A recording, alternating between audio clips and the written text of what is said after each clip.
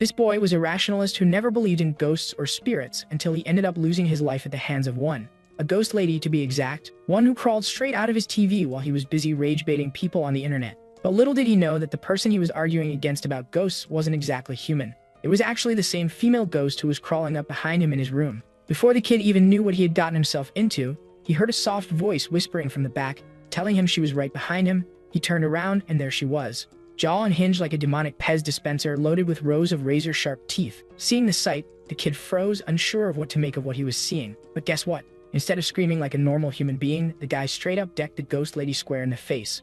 Next panel, he was yelling at the girl for barging into his room without asking for any permission. On top of that, she slipped in here through his TV and out the door and demanded compensation for breaking the thing. As for the poor ghost lady, she had no idea what to even make of everything, since clearly this guy had more than a few screws loose because this moron was still convinced she was just some human cosplayer with big, plots pretending to be a ghost. By then, the girl finally had enough of his nonsense and decided to show him just how real ghosts really are. And the next thing the kid saw was a massive jaw lined with razor-sharp teeth flying straight toward his face, and bam, it was all over. Let's just say the lady made sure he'd never talk back again. But guess what?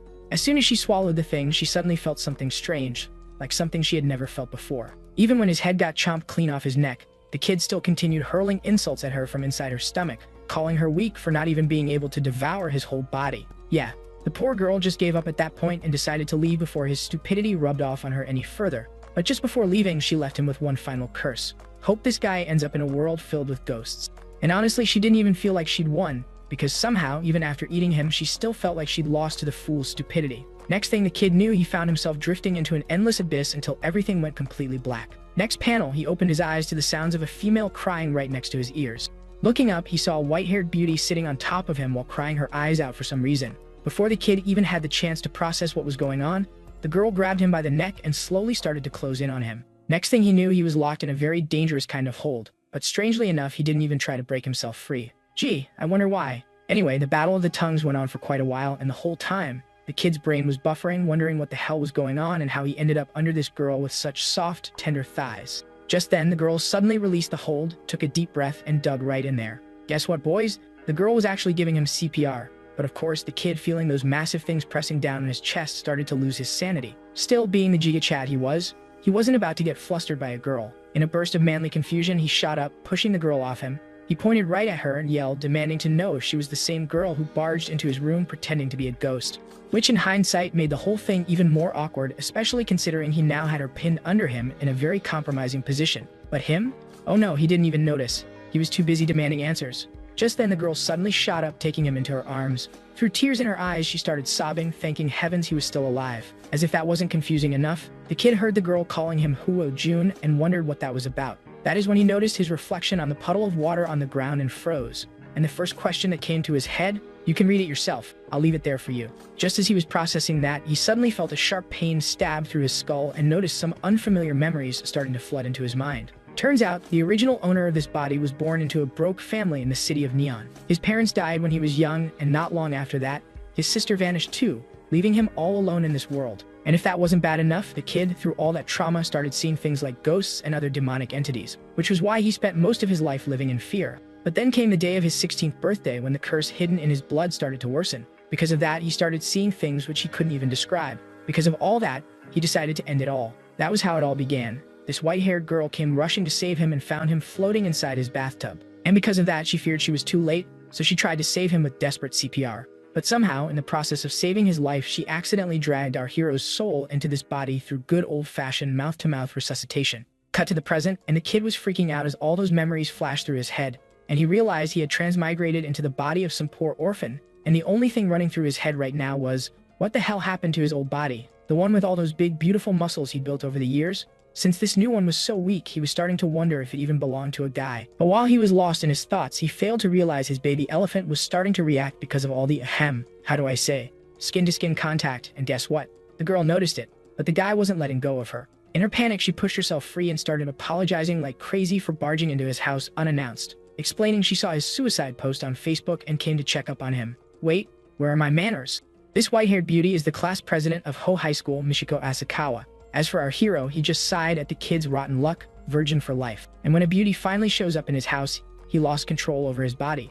But he, on the other hand, was fully planning on taking advantage of this situation, so he dug right into her chest, sobbing like a professional actor, saying she was right. He just tried killing himself. Look at that smug bastard, he's enjoying every second of this. You could practically see his grin hiding behind her mountain of treasures. Anyways, between his fake cries, he was calling himself a loser who believed in ghosts, failed at dying, and couldn't even live properly. But then he suddenly dropped that emotional stuff, telling the girl he was a fool for thinking of ending his life over such a trivial matter, and promised he won't ever do something like this again. Hearing that, the girl smiled, relieved that he was finally regretting his mistake, so she decided to comfort him for a little while longer. Meanwhile, the bastard buried inside her chest was actually smirking on the inside that he finally got to feel the warmth of a girl's boobs after 20 years. As for the girl, seeing that he was finally starting to smile, she told the kid that if he ever has any worries, he can always come to her. But the guy wasn't even listening. He was too busy admiring how soft they were. And to that, the girl actually froze, asking what soft he was talking about. Yeah, the fool knew he just blew his only opportunity of getting close to a woman. So he tried changing the topic, promising the girl from now on he will study hard and work hard every day to get into the best university. After which he offered to walk her back to her house, but the girl was already creeped out that he was fondling her chest all along and refused. Well, I guess she didn't have a choice in the end after all, since both of them were seen walking back to her house. And the kid was bragging about how she needed someone strong and manly like him in her life to protect her, especially with all those recent serial killer rumors in the city. Just as he was in the middle of rizzing the girl up, he suddenly heard some strange voices from the back and got startled. But guess what? The fool, after getting his head munched on not too long ago, still didn't believe in ghosts and thinking of it as another cosplayer, told him to keep it down. As for Asakawa, she wondered who he was talking to since there was no one there. But from the eyes of the kid, the whole place was a filthy mess with many people running around the streets in the middle of the night. Yeah, a girl was starting to feel really uneasy around him because he was talking to himself. On top of that, from her point of view, the place was sparkling clean with not even a single soul walking around the streets. So she told the kid he was just imagining things since the place was practically sparkling. But to her shock, the kid actually slumped to the ground hearing her say that, and in his dramatic fashion started cursing the sanitation department for failing in their duties, since because of their negligence, even a good girl like Asakawa was used to such a filthy environment. Just as he was in the middle of his rant, he suddenly felt some kind of liquid drip onto his head. Upon checking, he noticed that it was some kind of sticky substance and instantly felt disgusted. Turning toward the culprit, he demanded to know who they were and why they just spat on his head like that. Poor Asakawa, who had no idea what was happening, tried to calm him down, insisting it was probably just water. But the kid wasn't having it. He was convinced whatever that was, it definitely wasn't water. Eventually, she managed to drag him away before things got worse. After they were gone, a female was seen sitting atop one of the trees with something dripping down her leg. And guess what? She was the same person who dropped that mysterious goo on the kid's head. But here's my question. Why is she panting? Why are her clothes all torn up? And most importantly, what was that sticky liquid that dripped from her body and fell on the kid's head? Yeah, something about this feels way too sus if you ask me. Anyways, the girl showed surprise that a human was able to sense her body fluids, and because of that, she marked him as her next target and was planning on using him to refresh her own body. Next chapter, and the kid was dozed off in his bed, completely oblivious of the dark entities that were creeping right outside his room. And guess what? These creatures were planning on devouring the kid's soul. Apparently, the kid possessed some rare power that made his soul taste extra crunchy or something.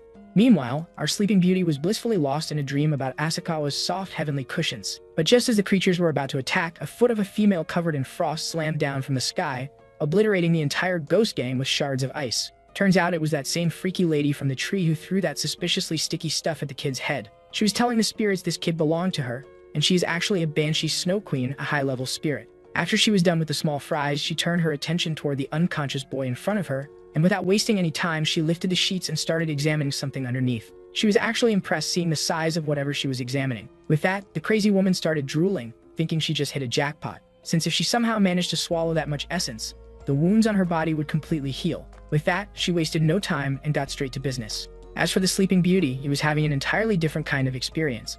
In his dreams, he was seeing Asakawa instead of this woman who was preparing to clean his thing for him. Seeing her face, the kid started screaming in pure disbelief, but all that was in his dream. Out in the real world, he was completely knocked out, feeling everything that was happening to his body. As for the freaky lady, she was smirking, seeing how much of his energy he released and prepared to take all of it for herself. But just as she was about to, something unexpected happened, since the Asakawa from the kid's dream suddenly turned into a gay guy. Oh boy. The moment his eyes landed on his face, the kid froze. Next panel, and all the ghosts crawling outside his room were seen getting startled, hearing the screams coming out of his room. Meanwhile, on the inside, the kid was digging his hand into the freaky girl's mouth, demanding to know who she was. And to make matters worse, he was doing all this in his sleep. He was still seeing that same guy in front of his eyes and started punching the hell out of him for even daring to touch his private part with his filthy hand. Meanwhile, in reality, the poor freaky woman was the one taking the full brunt of his fury. Terrified, the girl asked how he was able to see her right now since she clearly put him under her spell, but it was no use.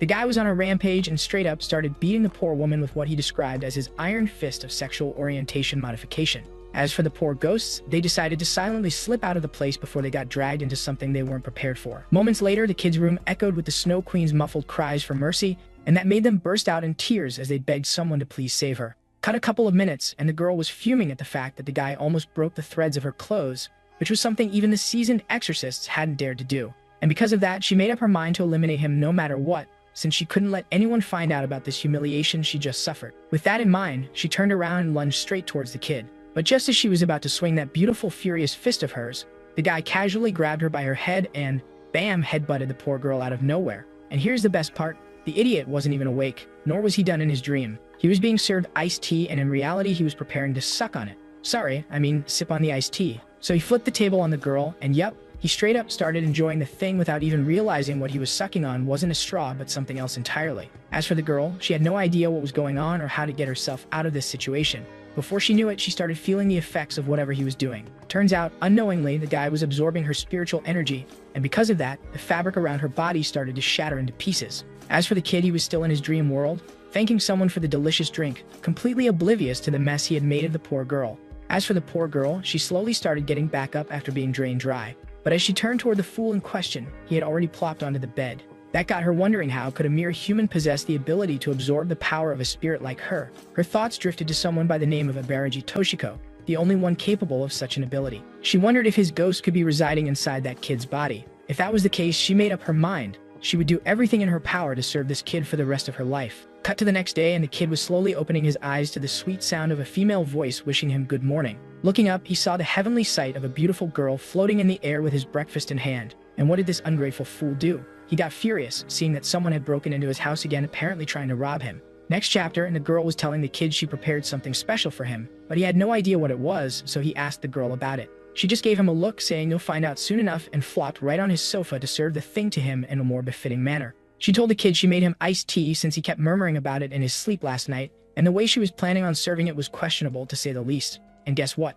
Our Giga Chad didn't appreciate the fact that she was putting her feet on the table like that.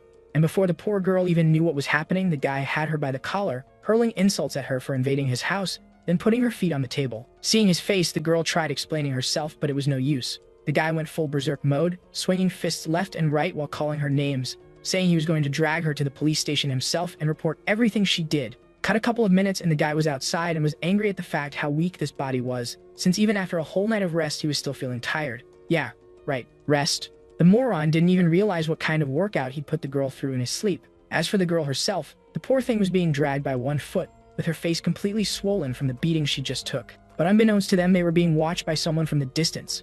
Seeing the kid entering the place, the guy did something with his magic orb, and the kid suddenly felt something strange happening to his body and froze. But guess what?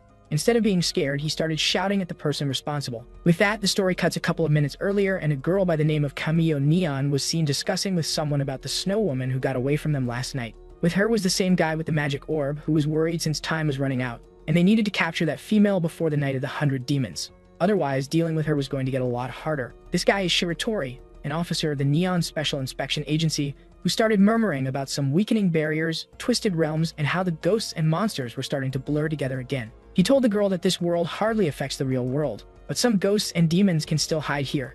Even stronger monsters like the Snow Lady are hard to track because of that. But if we force the barrier between the present world and the realm of the living, they should be able to track her down. I have absolutely no clue what he just said.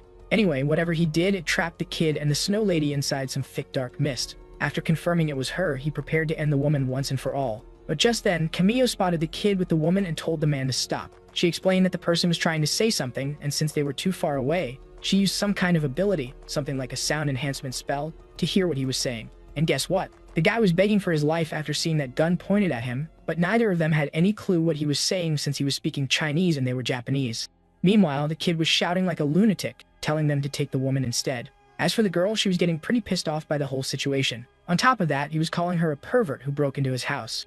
I mean, technically he isn't wrong. She did break in and tried to steal his power from his ding-dong. Meanwhile, the two of them, the moment their eyes landed on the woman and the state she was in, both froze. Shiratori tried stopping Camille from taking action with a civilian around, but by then, the girl had already leaped off of the building. She used another one of her abilities that allowed her to float in the air, while Shiratori just stared at her, unsure of what to do.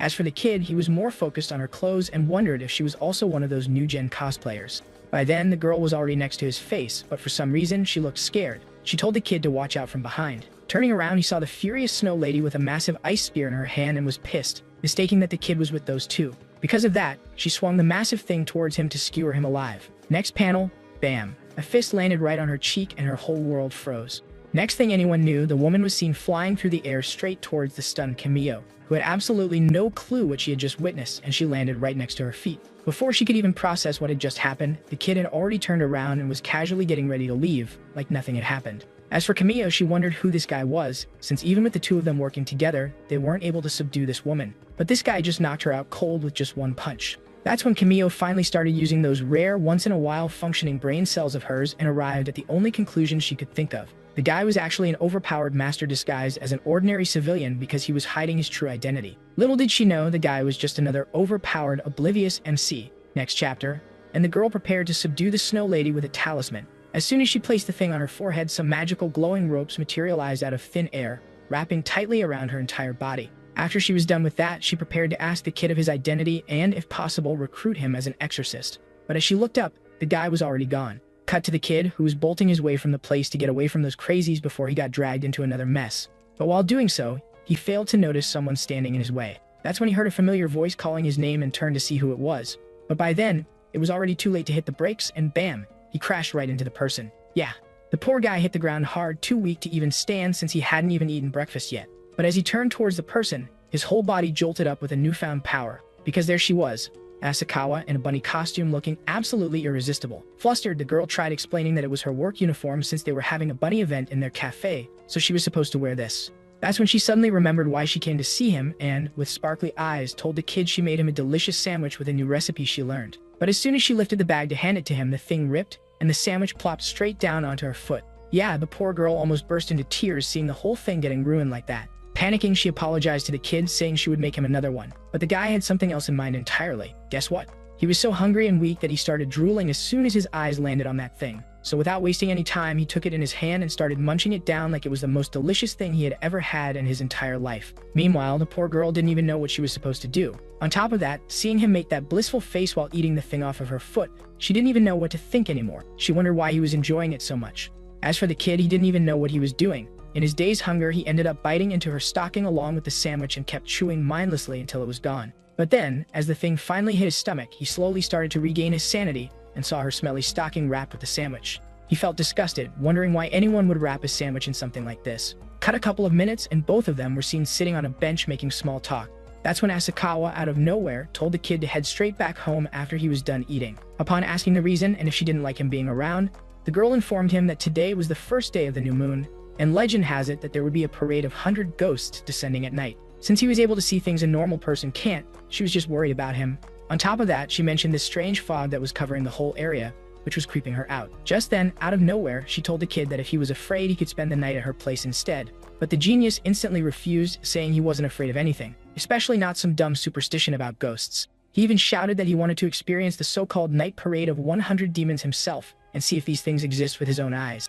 Yeah, that wish got granted sooner than he expected, since strange things started happening all around him as soon as he said those words. Just then, he saw an entity appearing in front of him out of thin air. But despite all that, the fool wasn't scared. Instead, he was pissed, mistaking it for another cosplayer trying to scare him while dressed as a ghost. Upon looking closer, he noticed that the person actually looked like a child and heard her calling him Big Brother, asking if he would like to play with her. Next chapter, Camille was seen running frantically through the streets while looking for the kid. That's when she spotted something strange going on in the distance. Turns out that black ball in the distance was actually the sun that was going dark for some reason. That's when she froze, realizing that the boundaries of the human world were starting to shatter under the disturbance of some high-level Banshee-class spirit. That could only mean one thing. The night parade of 100 demons was about to begin early. Realizing this, she took off at full speed to find the kid, since she was sure that even with his powers, he wouldn't stand a chance if he came across one of the demons from that parade. Meanwhile, the kid was staring at that stupid little ghost girl who was asking him if he wanted to play with her. Our boy wasn't really scared of that creepy smile. Instead, he was more concerned about a kid walking around in this place all alone. But Asakawa was a different story. She instantly sprang up, telling the kid they should leave. But the stupid fool, still not taking the situation seriously, assured her not to worry, saying it was just a solar eclipse. On top of that, they couldn't just leave this child on her own in this place. So he shoved the girl off his face, asking the kid where her parents were. But as he looked down, he saw the girl's head lying in front of him, asking if he could pick it up for her. Poor Asakawa froze at the sight, while the kid just stared at the thing without even flinching. That's when he heard the little girl telling him to pick it up, or she was going to get herself another one. Yeah, if she only knew what kind of an idiot she just provoked, since the kid straight up started stomping the thing. Yeah. Safe to say the ghost girl instantly regretted ever coming in contact with him, since instead of scaring him, she was the one getting exorcised by pure chaos. As for the kid, he was juggling her head like a football or soccer, whatever you guys call it, telling the child he knew how this little trick of hers worked. She placed some speakers inside this thing to make it look like it was a human head. To prove it to her, he prepared to smash the thing into pieces. Hearing that, the girl tried stopping him, but it was already too late to do anything. Before she could even take a step, bam, the kid stomped on the thing with everything he had. Guess what? He managed to take out that high-level spirit with just one kick to its face. Even Camille felt that massive burst of energy being released from the creature's body and realized someone had just taken out a high-level spirit. Back in the park, the scared Asakawa was asking the kid if it was a good idea doing that to the little girl. But the kid assured her not to worry since that brat was long overdue for some proper beating. Anyway, during their conversation, they failed to realize that the brat wasn't the only ghost in the area. There was something else there as well, and it slowly started to creep up on Asakawa's leg. By the time the girl realized what was going on, it was already too late, and the entity started entering inside her body trying to take control.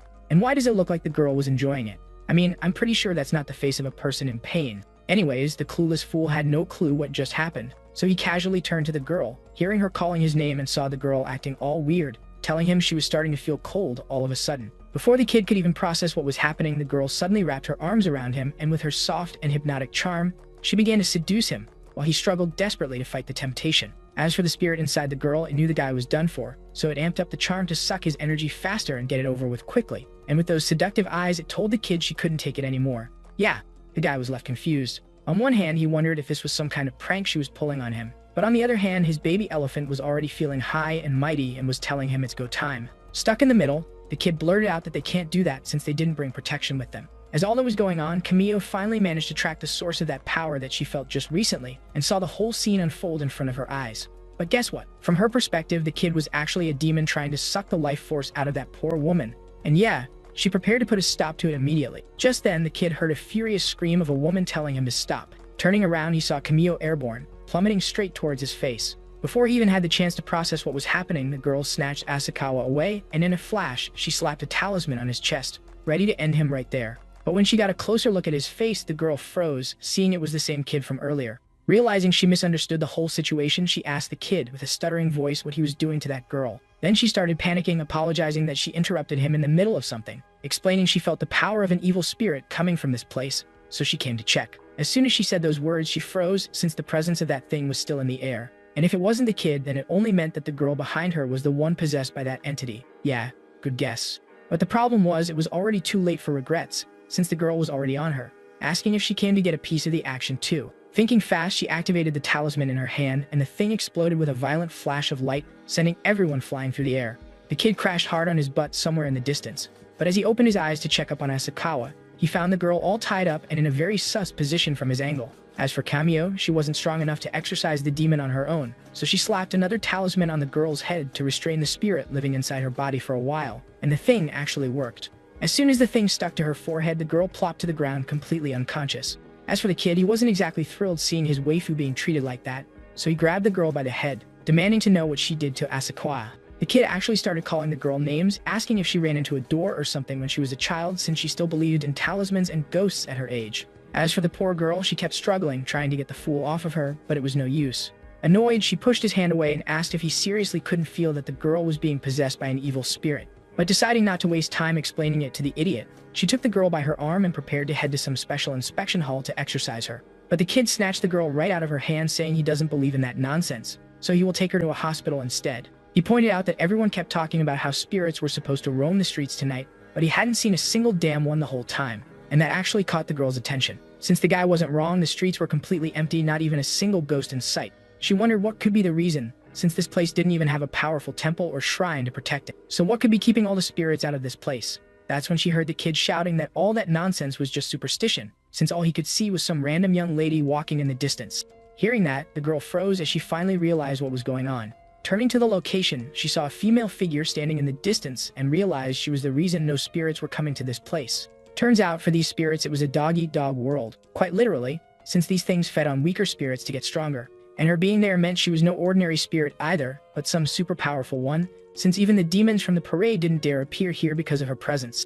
Just then, she took a closer look at the girl and noticed she looked just like any ordinary human girl, but the aura that was coming from her body was that of an Oni. Yeah, the girl knew if she didn't do anything soon, none of them were going to walk out of this place with their lives. With shaky hands, she reached into her infinite pocket dimension and brought out another talisman, hoping to buy them even a few seconds to escape.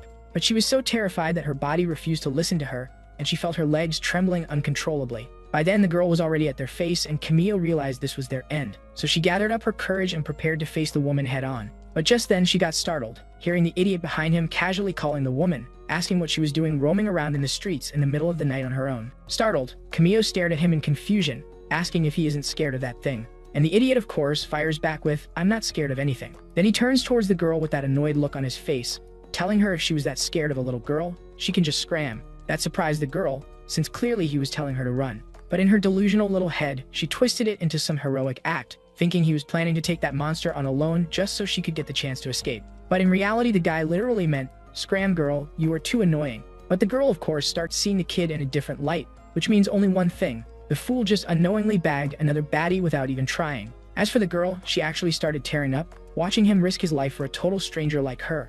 In her head, she figured he was just trying to hide his noble intentions behind those vulgar words so she wouldn't feel bad. With that in mind, the stupid girl bowed in gratitude, thanking the kid, promising she will be back as soon as she can with help. The kid, who had no clue what she was murmuring about, turned around and found her tearing up, promising she will never forget him. Furious, he snapped, asking why the hell she was acting so sentimental. He reminded her that he'd already scolded her twice, so she should be cursing him, not thanking him. And the girl, still using that fried brain of hers, misunderstood him again, thinking he was just trying to comfort her so she wouldn't feel bad about the whole situation. And bam! She turned into Flash and bolted from that place with inhumane speed. But then, as he was trying to process all that, he saw something massive appearing in front of his face and got startled. Turning toward the source, he saw the girl staring at him with those crazy eyes, asking in this eerie tone, "Do you think I'm pretty?" "Yeah, no." The kid instantly leaped back, putting distance between him and the psycho, blurting out that she looks hideous. Then he starts scolding her, saying he understands her feelings, but she's being way too blunt and forceful with her confession. Yeah, the girl didn't even process half the nonsense he just spewed and was already preparing to show him her face.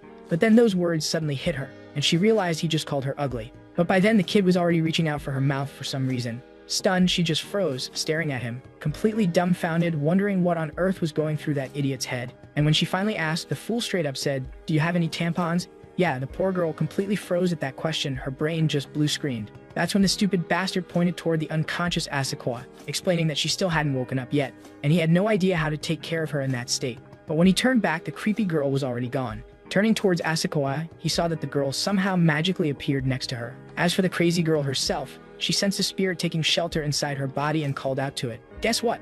It was the same ghost child from earlier. Turns out she wasn't exactly dead, just weakened, so she took over the girl's body to recover her strength. The crazy girl actually showed surprise that this tiny little thing was talking back to her, so she decided to show her who she really was. And oh boy, that was the last thing she was expecting. Beneath that mask, the woman straight up looked like Mylena from Mortal Kombat. Turns out her name was Rift Lady, and the little spirit instantly realized just how badly she'd messed up. The moment she figured out who she had just provoked, the poor thing tried apologizing, begging for mercy, but it was no use. The girl had already made up her mind, she was going to devour her no matter what. And the last thing that poor spirit saw was a giant mouth lined with razor-sharp teeth flying straight toward it, and then bam! She locked the girl in her most terrifying hold, and using that long, unholy tongue of hers, she started exorcising the spirit right out of Asakawa's body. And guess what? She turned out to be a very experienced exorcist, since in no time she fished the thing out of her mouth. After she had the thing in her jaws, she clamped down on it and managed to absorb every drop of its remaining power without breaking a sweat. She wasn't planning on stopping there. Her eyes were now locked on a much bigger prize, to be specific, Asakawa. Turns out she was her main target all along. The ghost girl was just the appetizer. Next chapter, the kid was seen screaming at the crazy girl, calling her out for being a pervert for doing something like that to a helpless girl. He straight up started cursing at the girl, telling her he didn't care if she was a lesbian, but she can't just go out kissing random strangers on the street. But before he could finish his rant, the girl suddenly grabbed his hand, and the next thing the kid saw was her massive mouth coming straight at him, as she asked if he still didn't think she was pretty. Nah. The guy decided to be brutally honest. He told her flat out that she was the most hideous thing he'd ever laid eyes on, so ugly in fact, that he felt like puking just from looking at her. Then, just to really twist the knife, he added, "Do the world a favor, go home, lock yourself in, and never show that face again." But guess what? That was all in his head. In reality, he was debating whether to give the girl a straight answer or not, but then he took another look at her and started feeling bad, thinking she just looked like someone who hadn't heard a kind word in years. He figured maybe she just wanted to hear something sweet for once, since clearly she had been ostracized because of her appearance for too long. Yeah, the guy actually started tearing up while thinking how much the girl must have had to suffer because of that scar on her face. With that, he made up his mind he was going to be nice to her from now on. Yeah, no. The girl just sat there staring at him, wondering if he lost his damn mind, watching him ride that emotional roller coaster all by himself. And since he wasn't answering her, she prepared to turn him into her main course instead. But just as she was inches away from sending him to the afterlife for the second time, the kid suddenly cupped her face in his hands. The girl froze. That is when she heard the guy telling her he finds her super cute, saying she didn't need to hide that face of hers underneath that mask, since clearly she was the most beautiful girl he had seen in his entire life. Yep, that seemed to do the trick, since the girl's tone did a complete 180, and she asked if he really meant that. The kid, fully committed to the role, stepped up his game, pulling out every cheesy line he'd ever heard in his entire life to keep her hooked. And somewhere in the middle, he ran out of his cheesy lines and started improvising. Then he shifted his focus on her teeth instead to change the topic and instantly regretted it the moment he saw what was inside that mouth. But guess what? It worked. The girl immediately warmed up to him. Man, look at the face she is making. I'm 100% sure this is going to backfire so badly for the fool. You won't believe it. He wasn't planning on stopping even after all that. He patted the girl on the back and that startled the poor thing. She was already having a hard time controlling her emotions and the kid was actually getting closer to her face. He told the girl that next time anyone comes up to make fun of her face, she's to scold them on the spot. Yeah, scold them. The girl didn't even hesitate, telling him she usually just rips their heads off whenever that happens, but the fool, still thinking she was joking around, started getting back up to his feet and reached out his hand to her, introducing himself and asked what her name was. Oh boy, this is so gonna come back to bite him in the ass and soon. And sure enough, the moment he asked for her name, the girl froze for a second, wondering why he would want to know her name, since everyone knows if a person learns the name of a ghost, that ghost can't lay a finger on them. She figured the guy was just pretending, just like all those other bastards before him, acting all nice so he could use her and ditch her later. Yeah, no way she was falling for that again, thinking that she lunged at the fool once more for trying to deceive her with his sweet-talking nonsense. Seeing her flip out like that out of nowhere, the kid just froze on the spot, wondering what the hell got into her this time. But then, bam, it hit him. The perfect explanation for why the girl was acting this way. He was in Takikomo, right? A place where women were still way too traditional. Back in the old days, women were bound by feudal customs, and apparently, asking for a woman's name was considered straight-up offensive. So of course, it all made sense to his dumb brain now. He turned toward the unconscious Asakawa lying on the ground and figured she was just a bit more modern-minded, considering how revealing her clothes were. That's probably why she didn't care when he asked her name earlier. But this girl? Nah, she was dressed head to toe in those old-school vintage robes, so obviously she had to be one of those old-fashioned, super traditional types. At least, that's what his idiot brain told him. By then, the girl was already inches away from that fat head of his. Just then, the kid suddenly got an idea and froze, but before he could move, he felt her arm snake around his waist. Looking back, he saw the furious girl hissing that she was going to skin him alive for trying to deceive her. But the response she got wasn't anything like what she expected, because instead of screaming in fear like a normal person, the kid just blurted out, dead serious, that he knew exactly what she needed. She had absolutely no clue what the fool was rambling about, so she just stood there staring at him, completely baffled. Then she asked what the hell he was trying to say, only for the idiot, wearing that smug little grin, to answer that it was a secret so she'd just leave everything to him. Next panel, and they were inside a damn clothing store where the kid was taking the girl's measurements, explaining the clothes she was wearing were too old-fashioned, so she needed to change up her style a little if she wanted to make some friends. Before she even had the chance to open her mouth, the guy was already throwing her some of the clothes to try on. He even got her some accessories for that messed up jaw of hers, telling the girl this was going to make her look prettier. Seeing how much effort he was putting into this, the girl asked the reason for doing this. The kid explained that her original clothes were fine, but he still thinks she needs to drop them since they were too old-fashioned. He reminded the girl that she already had great social instincts. After all, she was walking around asking people if she was pretty and even kissing them, so all she needed now was to blend in with the crowd. And clothes, according to him, were the perfect weapon for that. After he was done explaining, he started shoving her into the changing room and slammed the door on her, saying he was looking forward to her new look. Meanwhile, the poor girl just stood there completely stunned. She didn't even know what to think anymore. Everything was happening way too fast. Looking down at the pile of clothes in her hands, she started wondering if she was wrong about him and if he really cared about her. Recalling all the ones before him, she remembered how everyone else always ran away screaming the moment they saw her face, but he, on the other hand, didn't. Yep, she clearly fell for the kid. On top of that, she was clearly a full-blown yander, so yeah, things are about to go straight to hell real fast. Meanwhile, outside the changing room, the kid was full-on panicking. He hadn't thought this far ahead, at all. How the hell was he supposed to get rid of this girl now? In his head, he was already spiraling. If Asakawa woke up and saw him hanging around with another girl, his chances with her would crash and burn instantly. To make things worse, the entire shop was empty. Not a single soul in sight he could dump the creepy girl on. But even that wasn't the biggest problem. Nope, the real issue hit him like a truck. How the hell was he going to pay for all this? He was the one who dragged her in here, and there was no way in hell he could let her pay for her own clothes. Yeah, the fool had basically dug his own grave. With a heavy heart, he brought out his wallet and placed some cash on the table. Just as he was doing that, he heard the girl's voice from the back saying she was done changing. Turning around, he saw the girl hesitant to come out, since this was her first time wearing something like this. But the moment she did, the kid's heart skipped a beat, seeing how different she looked after changing out of those rundown clothes. But despite the new outfit and how good she looked in it, the girl still insisted on wearing her mask, mumbling something about needing to hide her face. An artist, what's with all these angles? I mean, I'm not exactly complaining, but still. The kid gently grabbed her wrist and stopped her, saying there was no need for that. The guy actually meant it this time, and with all his sincerity, he told the girl she looked cute just the way she was. Hearing that, and the way he said it this time, the girl actually froze and turned towards the mirror, asking if he really meant that. And the kid did. He told the girl that the touch of danger suited her perfectly, and he was sure everyone, including her friends, was going to love it. The girl thanked the kid for the compliment, but she still had another concern. She knew the kid had been pretending all along, so she wanted to ask if he just wanted to be her friend. But deciding not to ruin this moment, she leaned in closer to his face instead and started whispering her name in his ear, Tanaka Ishin. The moment those words hit the kid's ears, his whole body froze, followed by a strange pain coursing through his body. With that, he fell to the ground, and the last thing he saw was the girl standing there. And with that, everything went black. Just then, her whole life started flashing before his eyes, every experience she'd been through, and he saw how lonely and dark everything was. Fast forward God knows how long, and the kid was seen opening his eyes. The first thing he muttered after getting up was that she had a very pretty name. Turns out it was already morning, and he saw the girl calling his name. Just as he looked up to see her, the girl suddenly vanished like the wind, saying she would remember his name. The only thing that was left behind was her mask, and guess what? The fool actually started screaming her name, saying not to litter the streets, but by then she was already gone, and he just stood there in silence.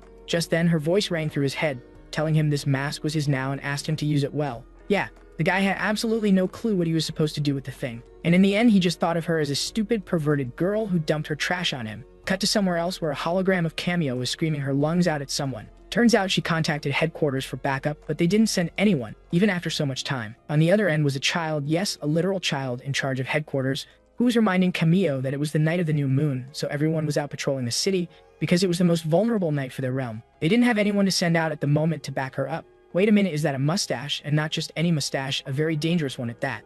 Anyway, this little girl-looking woman with an average chest is the leader of the Tokyo headquarters named Hanani Aki. She told the girl that, at the moment, even the whole headquarters was in a panic, with so many reports of ghostly sightings all over the city. Yeah, but if that was the case, then why was she the only one lounging around while everyone was busy at work? So she asked her to come help instead. Just then, another person appeared to light her, whatever it was. Looks like a candle to me. The person reported what they'd gotten from Kamio Miyako. Apparently, an hour ago, one of their exorcists had spotted a banshee of the anecdotal tier, the one known as the slit-mouthed woman, that actually got the woman's attention, since that Oni was no ordinary creature but a very powerful Oni. Just then, some of that stuff dripped down on her foot, and the girl started panicking since it was too hot. But thanks to that, her brain got the kick it needed, and she finally recalled that thing was an ancient supreme ghost, someone no ordinary exorcist could handle, and prepared to head out herself. But just then, the guy grabbed her by the collar and lifted her up like a sack of laundry. He informed Hanani there was no need to do that anymore since that thing disappeared on its own. He showed her some kind of device on the table, explaining that it contained everything they had managed to gather about that Oni so far. Sure enough, the thing contained the whole saga between our boy and Tanaka Ishin, except for her name of course. That part was missing, and that got the woman thinking about the kid's identity. Not only did he get rid of that spirit, but somehow he also managed to learn her name in the process. On top of that, from what she'd seen so far, it didn't even look like he was trying to get rid of the spirit in the first place. And that naturally got her thinking. Why did that woman reveal her name to this person on her own volition and willingly relinquish her territory? She wondered if this person could be on the side of the Banshees, and if that was the case, he could prove dangerous to them in the future. After she was done brainstorming, she turned back towards Camille with her new orders. From the looks of it, the girl knew it wasn't going to be something she was going to enjoy. Guess what? She was to go back and infiltrate the kid's life by any means necessary to find out who he really was and what his true intentions were. Next chapter, and a kid was seen questioning the heavens, asking what he had done wrong to deserve this fate in this life. The guy was flat broke after yesterday's fiasco, forced to eat leftover rice as breakfast after paying the rent, the money for that woman's dress, and the taxi. Now he was, well, basically broke. The poor guy just slumped to the ground, cursing his luck and for being too nice to everyone. Next panel, bam, he screamed out to the author for writing such a miserable script for him. After he was done throwing his tantrum, he turned his attention towards a weird flyer he picked up on the way here. Someplace looking for a waitress, and the pay was 2,000 yen per hour. Yeah, that was a lot of money for the kid, so of course he was hyped. But the problem was, the place was a monster cross-dressing gimmick, something he absolutely despised, since he didn't believe in monsters or ghosts. But the thing was, on one hand, there was a table stacked up with cash, and on the other hand, his current miserable life, and he was stuck in the middle, wondering what to do. In the end, he gave up and went for the interview anyway. But the sight in front of him, not what he was expecting. He was super nervous, but not because of the interview itself. Nope. The nervousness came from the Giga-Chad sitting across from him. The woman was huge, muscles stacked on top of muscles, like someone had taken a bodybuilder, then doubled it and slapped the face of a babe on top of it. That wasn't the only shocking part, since for some reason she knew who he was. Turns out he helped a friend of hers not too long ago, and now she was extremely popular thanks to that. Wait, she's talking about Tanika Ishin. But wasn't she a ghost? Does this mean this person is also a ghost? Anyways, the kid had absolutely no clue what she was talking about, but the girl wasn't done. She had another shocker saved up for him. Turns out the Neon Agency was also hunting him down for some reason, but of course, this information wasn't public. She hacked their system to get this information. After she was done with that part of the interview, she got to the final stage, which was the questioning. The kid already knew for a place paying such a ridiculous amount of money, the questions were going to be just as ridiculous. And just as he thought, the first question was about the existence of monsters and ghosts. Of course, the fool, without even thinking, started blurting out how he doesn't believe in those things. But then he froze, realizing he was in an interview and not in the middle of an internet debate. He wondered how to respond to that question, since clearly how this place operated. The woman was some kind of supernatural enthusiast in disguise. But he, on the other hand, absolutely hated superstitious people. His first thought? Go all out and tell her exactly how stupid she was for believing in that nonsense. But in reality, he was so afraid of her guns that he barely managed to mutter a few words, saying there was a possibility that these so-called monsters and ghosts were actually people. Before he could even finish his awkward sentence about cosplayers, the woman grabbed his hands and with sparkly eyes told him that was exactly the kind of answer she was waiting for. Before the kid could even get a chance to explain himself, the woman yanked him into the air like he was a child. Bam! Pretty sure that's called harassment and probably illegal. Anyways, the woman locked him in a hold so tight that the kid was having a hard time breathing. But then he suddenly heard the woman telling him he was hired and froze.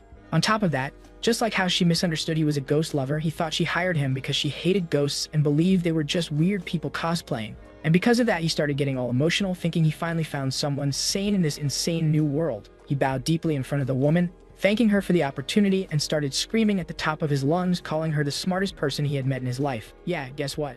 She wasn't even paying any attention to him. She was too busy rummaging through the closet. The kid had a faint idea where this was going, so he asked what she was doing. And yup, she was looking for the perfect clothes for him to wear, but the only thing he saw in there were maid outfits with extremely short skirts. I swear, I almost slammed my head on the table at this part, but since I had to suffer through it, you have to suffer with me. Feast your eyes on this monstrosity. Cut a couple of minutes and the kid was seen in the changing room furious at the manager, because of course the only two choices he got for the uniform were both maid outfits. While he was wrestling with that nightmare, he suddenly heard another voice inside the room calling him a pervert. Turning to the location, he saw something tiny bolting from the location after being spotted. Next panel, bam! A gorgeous cat girl appeared in front of his eyes out of nowhere. Man, look at those thighs. I just hope she's over 18. In ghost years, of course. However, those words startled the kid, who asked who she was and what she was doing hanging upside down from the ceiling. The girl introduced herself as Morichi Miao, the barista, bartender, chief waiter, assistant manager, and janitor. Man, talk about a one-girl army. Before the kid even had the chance to process all that, he saw the girl leaping off a ceiling, and bam, she stomped right on the poor guy's face. I don't know why she thought it was a good idea, but she started rubbing that stinky foot of hers on his face, calling him weird looking. By this point, the kid was really starting to get pissed off. But the girl didn't stop. She kept bombarding him with question after question, asking why would the manager hire someone like him. Before he got a chance to answer any of her questions, the girl straight up started crawling all over him to examine if he really had something special about him that caught the manager's eye. But the kid, clearly fed up with the nonsense, shoved her off of him. Before the girl had the chance to recover from that shock, he grabbed her by the back of her collar and lifted her up like a giant beanbag, asking if she even worked in this place, since clearly she looked like a child. And apparently the girl didn't appreciate being called a runt, and she kicked the kid in the face once more, telling him he was to call her senior from now on. She told the kid that, since now he was part of the crew, there were some things she needed to explain to him. She told the kid about two sides that are constantly clashing in this world. One that calls themselves righteous, and the second group of people who want to corrupt the world. And the store manager was a hybrid, who was born in the middle of these two sides. Yeah, the only thing he got from all that was she was saying that the manager was a bastard. Yeah, the girl just stared at him, realizing she was talking with an idiot, and corrected him, telling him to use the word hybrid instead, since that was more appropriate. She went on to explain that no one could really tell if the people claiming to be righteous actually had righteous hearts. And you can't assume that everyone on the other side just wants to corrupt the world. Some of them just want to live a normal, peaceful life. That's where they come in. The ones who ensure the balance between both sides is maintained. Just then, a person suddenly walked into the store who was looking visibly shaken for some reason. Meanwhile, inside the changing room, Morichi was telling the kid that it was going to be hard for him to understand all of this at once. But the overly confident fool told her that wasn't the case. He whipped out some old saying from his hometown, something about how there's no such thing as good silver or bad silver, they're all the same. He told the girl he understood what she meant. Some people like to pretend to be something they're not. And I don't know why, but the moment those words hit her ears, the girl bounced right at the kid, and with sparkly eyes, she told the kid she finally understood why the manager hired him. Yeah, no, the kid had no clue what she was talking about. But then he started processing everything in his head. What the girl said earlier and the things he was piecing together were a group that walks in the darkness. A maid outfit. I don't know how that was relevant to this topic. Anyway, third was a coffee shop, and finally, a ridiculously high salary. After piecing together those puzzles, he came to the shocking conclusion. This place was no ordinary coffee shop. He just signed up for the Yakuza intern war. Yeah, kid, you are way off there. For some reason, he started imagining the manager. Huge muscles, guns blazing, tearing through bad guys like it was nothing. And suddenly he realized he had made the right call joining this place. This kind of manly chaos was exactly what he was born to do. After going through that nightmare of choices in his head, he finally chose the outfit of his choice. And like an overenthusiastic fangirl, he told Morichi, "I'm ready. Let's run this place together." Meanwhile, outside, both of them were listening to the pair inside arguing about the outfit. Since technically he was allowed to wear men's clothes, but for some reason, he refused and told the girl he wasn't going to change his mind about this no matter what.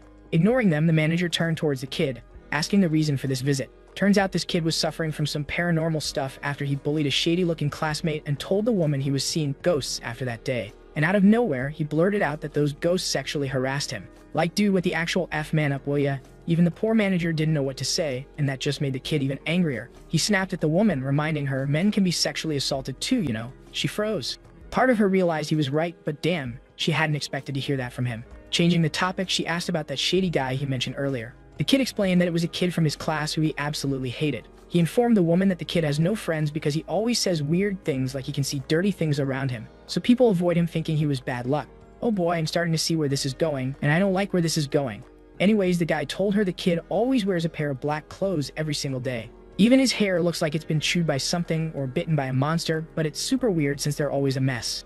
On top of that, he's always posting weird things on the internet, so one day he just snapped and straight up kicked his ass. Yeah, the only thing the manager made out of that story was that he deserved that for bullying a classmate. But the kid told her that wasn't the important part, since that was the day he started getting molested by something. She asked the name of the kid, but just as he was about to tell her, the culprit himself walked out of the room. But somehow, Morichi dragged him back in there since he was looking ridiculous in his outfit. Yeah, like she was going to stop him, and he burst out of the room with even more confidence than before, calling himself the messenger of love and justice. He even threw in a flying kiss for good measure. Yeah, then he opened his eyes and froze at the sight in front of him since everyone was staring at him in awkward silence. Next second, the kid started freaking out, seeing the horrific sight in front of him. As for the kid, he recognized that face of his, but he didn't really know who he was, so he prepared to beat the answers out of him. But one thing he forgot, he was puny now. And not that Chad he used to be in his old life, so the kid easily managed to overpower him, calling him a pervert for dressing like that in private. Oh boy, seeing him put his hands on the kid didn't exactly sit well with the manager, since he was her employee.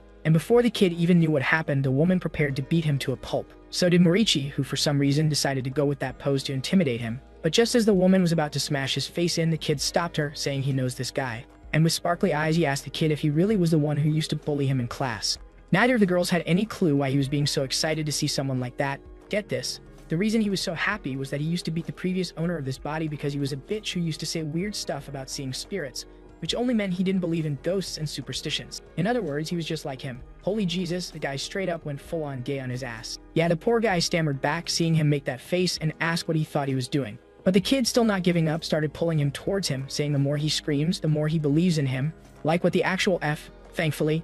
The manager put a stop to their nonsense and asked the kid to describe what happened to him in detail. The kid told the woman that it all started when he first laid his hands on this guy. From that day on, he started noticing that someone was constantly watching him. First, he ignored it, thinking it was just his imagination, but one day he suddenly saw a pair of strange eyes in the dark staring right at him. Hearing that, the manager asked if those were the eyes he was talking about. The poor kid instantly jumped out of the chair, asking the kid why he was staring at him like that, but the manager told him to tell her more about the harassment. Oh god, no way. The guy got groped by a jack ghost in the train. Holy cow, even in the classroom he wasn't spared. The guy even gave him a manly hug to crush his bones. Back in the present, Morichi was telling the kid to look at his feet. Yeah, the guy straight up jolted up, seeing the guy's hands run down his leg. Seeing him panicking like that, the kid reminded him they were both guys, so it was no big deal. He was just checking his thigh strength and even offered him to check his thighs out to make things even. Oh dear lord, what's that behind him? I think the creature just found his next target. But for some reason, neither of them were able to see the thing ogling them from the other side of the mirror. Cut a couple of minutes, and both of them were seen making their way through the city, but the kid lashed onto the poor guy like they were lovers.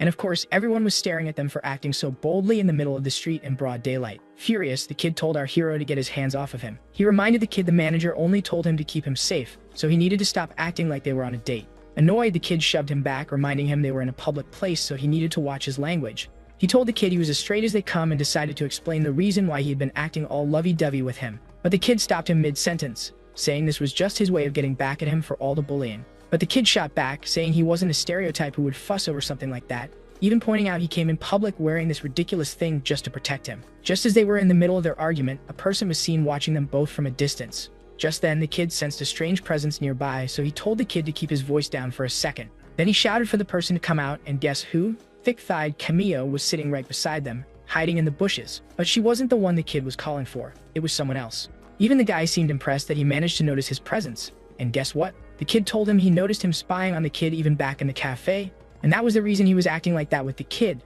to provoke the creature to come out. But it didn't work back then. Confident, he turned towards the person, but the moment his eyes landed on him, he froze. There he was, a walking tank, mega muscular, dark-skinned, and packing guns bigger than his own head.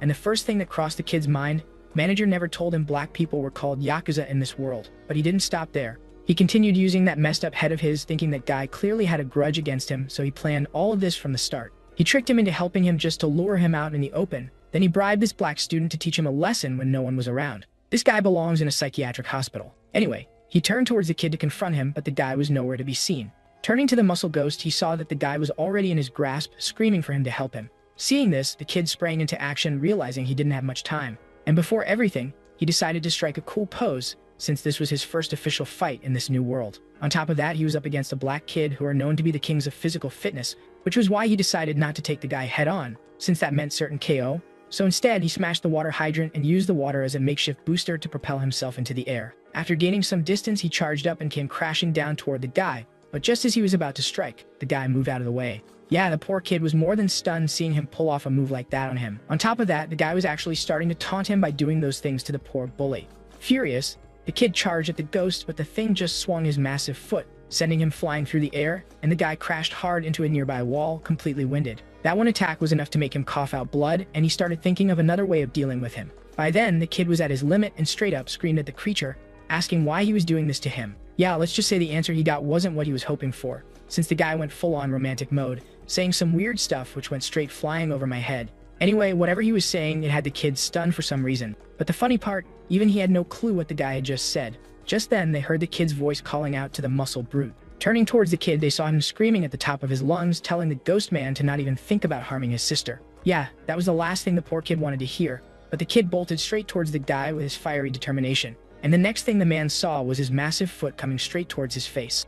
Seeing this, the guy actually felt a little scared, but it was no use backing down now. The kid had already turned into a missile, and before the guy even had the chance to flinch, bam! The sound of a massive bell ringing echoed through the whole city. The guy just bead-butted the guy straight under his chin, and because of the impact, his outer shell shattered into pieces, and the ghost's real form was thrown flying out the other side. Just as that happened, the guy's mind started replaying all the memories that led him here. It started when he was a kid, where most kids used to ignore him because he looked much more mature for his age. That rejection twisted into obsession, and because of that, he started stalking those kids because he wanted to be like them, but often got arrested and labeled as a pedophile or a stalker. In the end, when he entered high school, he started stalking a short boy in his class and was killed on the spot by a novice police officer. But even after his death, his obsession with short boys drove him to become an earthly-bound ghost. But after losing his humanity, his dark thoughts twisted him further. What started as stalking slowly escalated into full-blown harassment. And now, after getting head-butted like that, he finally remembered he never wanted to harass anyone. Yeah, the guy just admitted he just wanted to stalk cute boys, nothing else.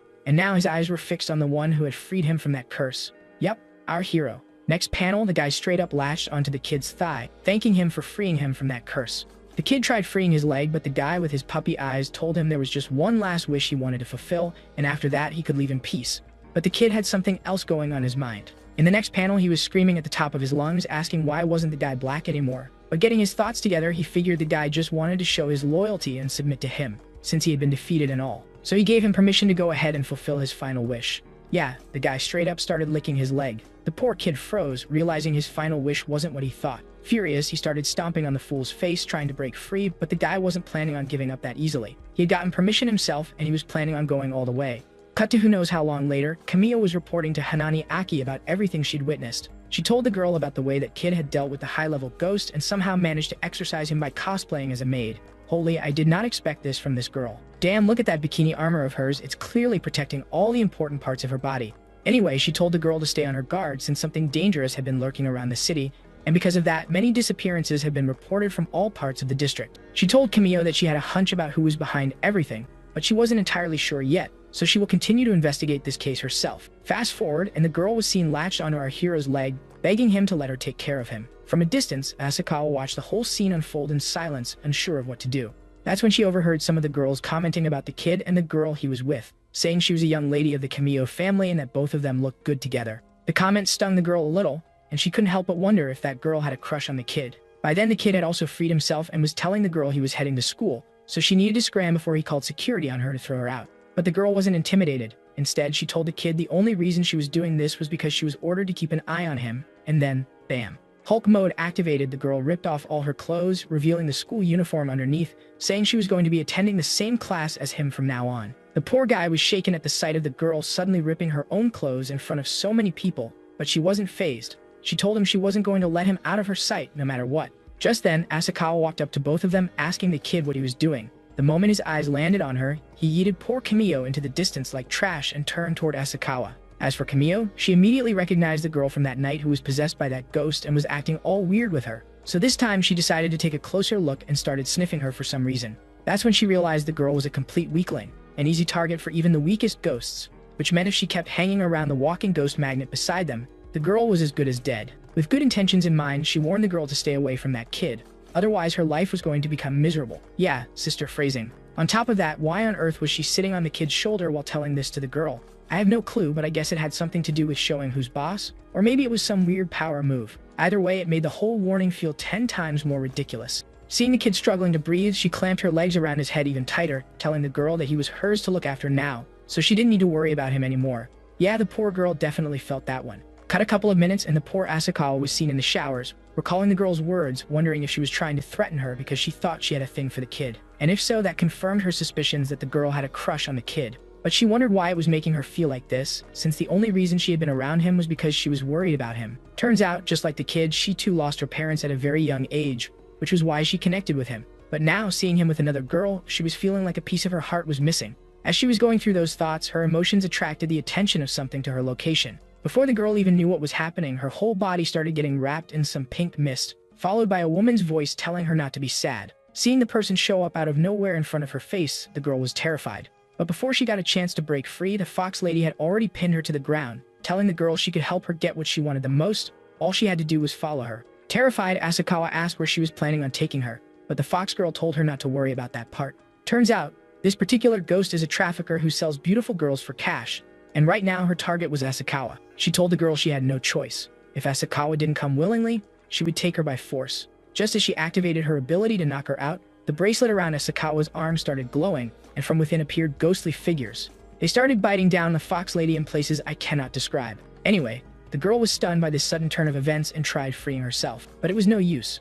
The bracelet around her wrist activated once more, and this time it shot a powerful wave of energy toward the fox lady. By then, the woman had realized who was sleeping inside that thing, but it was already too late, and her whole body disintegrated, getting trapped inside the bracelet itself. Just then, Asakawa opened her eyes once more, but this time she wasn't herself anymore, but something else entirely. Turns out, after absorbing the fox lady, the bracelet had linked itself with her brain, and the ghost sealed inside was starting to influence her thoughts. Because of that, she was planning on making our hero hers no matter what. Cut to the next day, and the kid was in the middle of some weird conversation with someone about some toilet business. Turns out it was his former bully who was asking his help to exercise some place where they were planning on building a luxury toilet center. Yeah, the kid wasn't happy he was being asked to help with something like that. The kid explained that the place was the site of a battle that had taken place a long time ago. Because of that, a lot of ghostly figures in strange armor had been spotted in the area. Just then, Kamiyo, who was listening to their conversation in silence, remembered that was the same place where Hanani Aki was investigating the disappearances, and wondered if she should tag along with the kid to help with the case. But the kid wasn't done. He told the kid that a lot of girls had been showing up at that location lately, dressed in questionable clothing.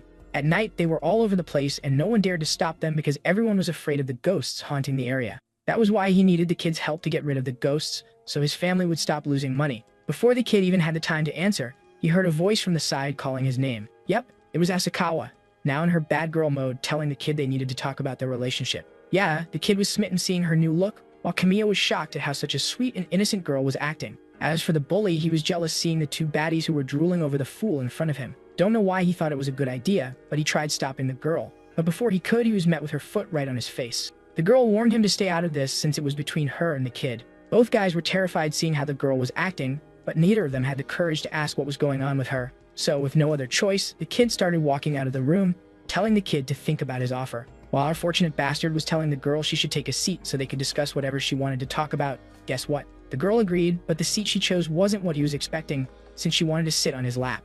Before the kid even had time to process it, the girl started teasing him, while the poor guy just froze, reminding her that they were in public. By then, Camille had also caught a strange scent coming from the girl, but it wasn't exactly from the girl, instead it was from something she was carrying. Just then, her eyes landed on the bracelet she was wearing, which was letting out some strange demonic aura. Because of that, she realized that whatever was sealed inside that thing was affecting the girl's brain. As for Asakawa, she also noticed the girl was staring at the bracelet and realized things could get messy if she did anything here. So she turned towards the kid, suggesting they continue this conversation back at his place tonight. And the clueless fool, still not catching on, actually decided to agree. But thankfully, Camilla was there to shut him up at the right moment. She told the kid to look closer, since that girl was clearly not in her right mind right now and had the stench of a demon coming from her whole body. Fast forward to the evening, and the kid finally made it back home. But apparently he wasn't alone. For some reason, someone forced their way into his place, and he was calling them a pervert, asking if they were jealous, so they came to his place to prevent him from getting lucky. Yep, Camillo, who was already regretting coming to his place, since this guy was totally misunderstanding the whole situation,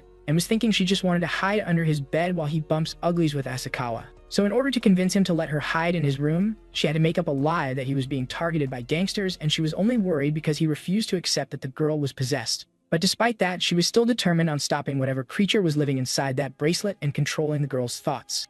As she was coming up with a plan, she heard the annoyed kid's voice asking if she came here to protect him from gangsters, then why the heck did she tie him up like a present for them? The poor, clueless girl had no answer to that since she had been panicking and could only come up with that idea to trap the enemy in the short time they had. Just then, she heard someone outside opening up the door to the room. She quickly threw a bedsheet over the kid and told him to pretend she wasn't there and just act naturally. Holy fluffy pancakes, I wasn't prepared for that. The artist really overdid it this time. Damn, he took his sweet time to sketch her here because those curves are way too damn detailed. Anyway, back to the topic before I lose any more brain cells. The poor Camille under the bed was speechless when she saw how boldly the innocent Asakawa had dressed and the size of her assets. She definitely didn't know the girl was hiding that much up there. As for Asakawa herself, the girl sweetly called out to our hero, asking if he was asleep. And oh boy, the kid was having a hard time even coming up with words seeing what the girl was wearing. Before he got a chance to say anything, the girl started getting under the sheets with him, and the poor trembling kid, who still had no idea why the woman was acting in such a way and how he was supposed to react, tried changing the topic. Reminding her, she said she had something to talk about and heard Asakawa saying he was right.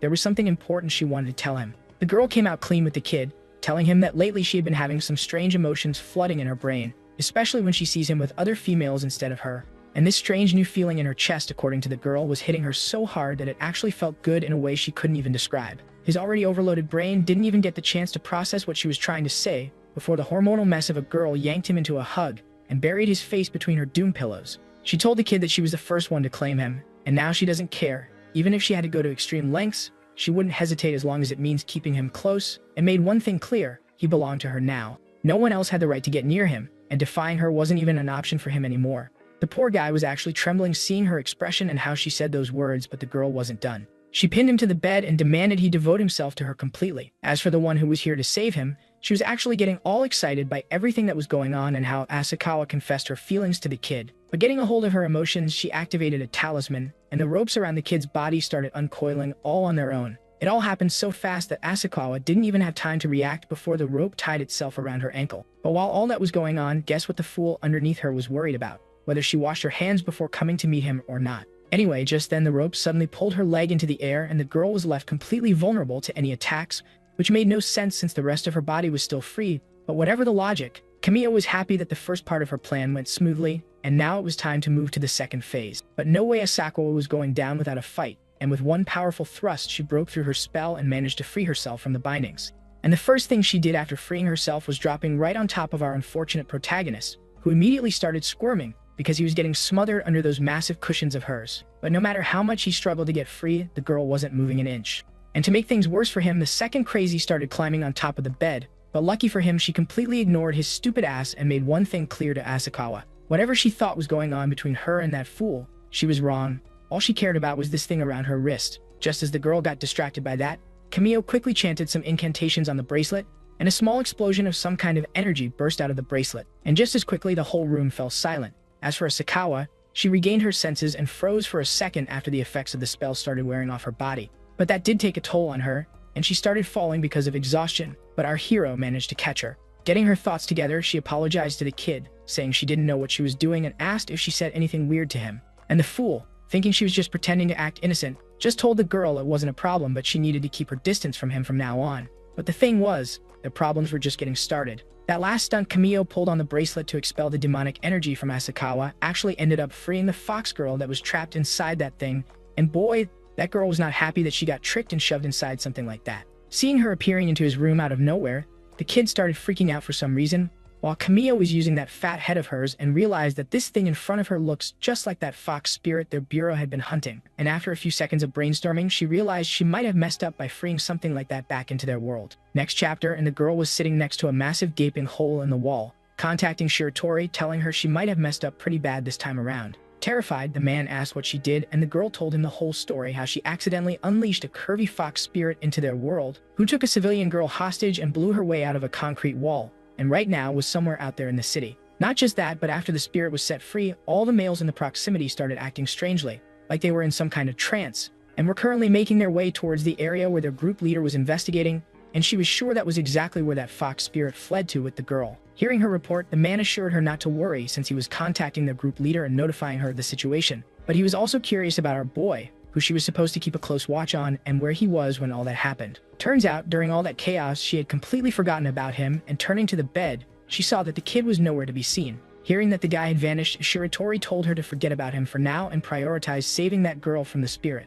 As for their team leader, he told the girl she was more than capable of dealing with that spirit, so she should leave everything to her. The girl already knew she was capable, but there was one problem with entrusting the safety of that girl to her, and that was that the stupid brat wasn't exactly dependable, and she was afraid she might end up screwing things up instead. Well, what do you know, the girl was right. The little brat was slacking off instead of working, enjoying a warm, refreshing bath in a public bathhouse, and the girl was damn proud of it too, that she managed to trick the bureau into sending her to this place where rarely any ghosts ever show up. And thanks to that, she can do whatever she wanted without anything getting in her way. But of course, it's never that simple, now is it?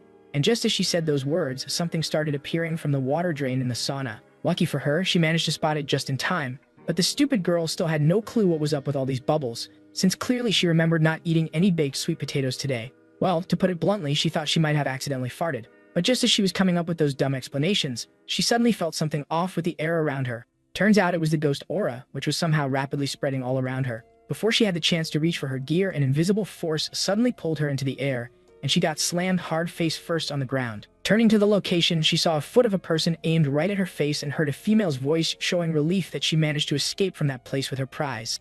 Yep, Fox Lady with the scared Asakawa, who was terrified seeing the woman scanning her like she had a whole list of questionable plans ready to go. As for Hananiaki, the moment her eyes landed on the Fox Lady, her face lit up since it meant she didn't have to go look for her anymore. Meanwhile, poor Asakawa was asking the woman what she was planning to do with her, but before the Fox Lady could even open her mouth, both of them saw a hand appear out of nowhere. And bam, in the next second, the two were wrapped up in some kind of magical rope, which to be honest looks way too sus if you ask me. The Fox Lady had absolutely no clue what was going on, and she turned towards Hananiaki, demanding to know who she was and what she thought she was doing. But the girl herself, on the other hand, was going through her own crisis, because while tying her up, she never noticed she was holding a person. And now, not only did she have to transfer this spirit, but also deal with this person and take her back home. So she started trying to calm the girl down while loosening the rope, telling her everything was going to be fine. She just got tangled in the mess by accident. Why does everyone see the poor Asakawa like she was on the menu?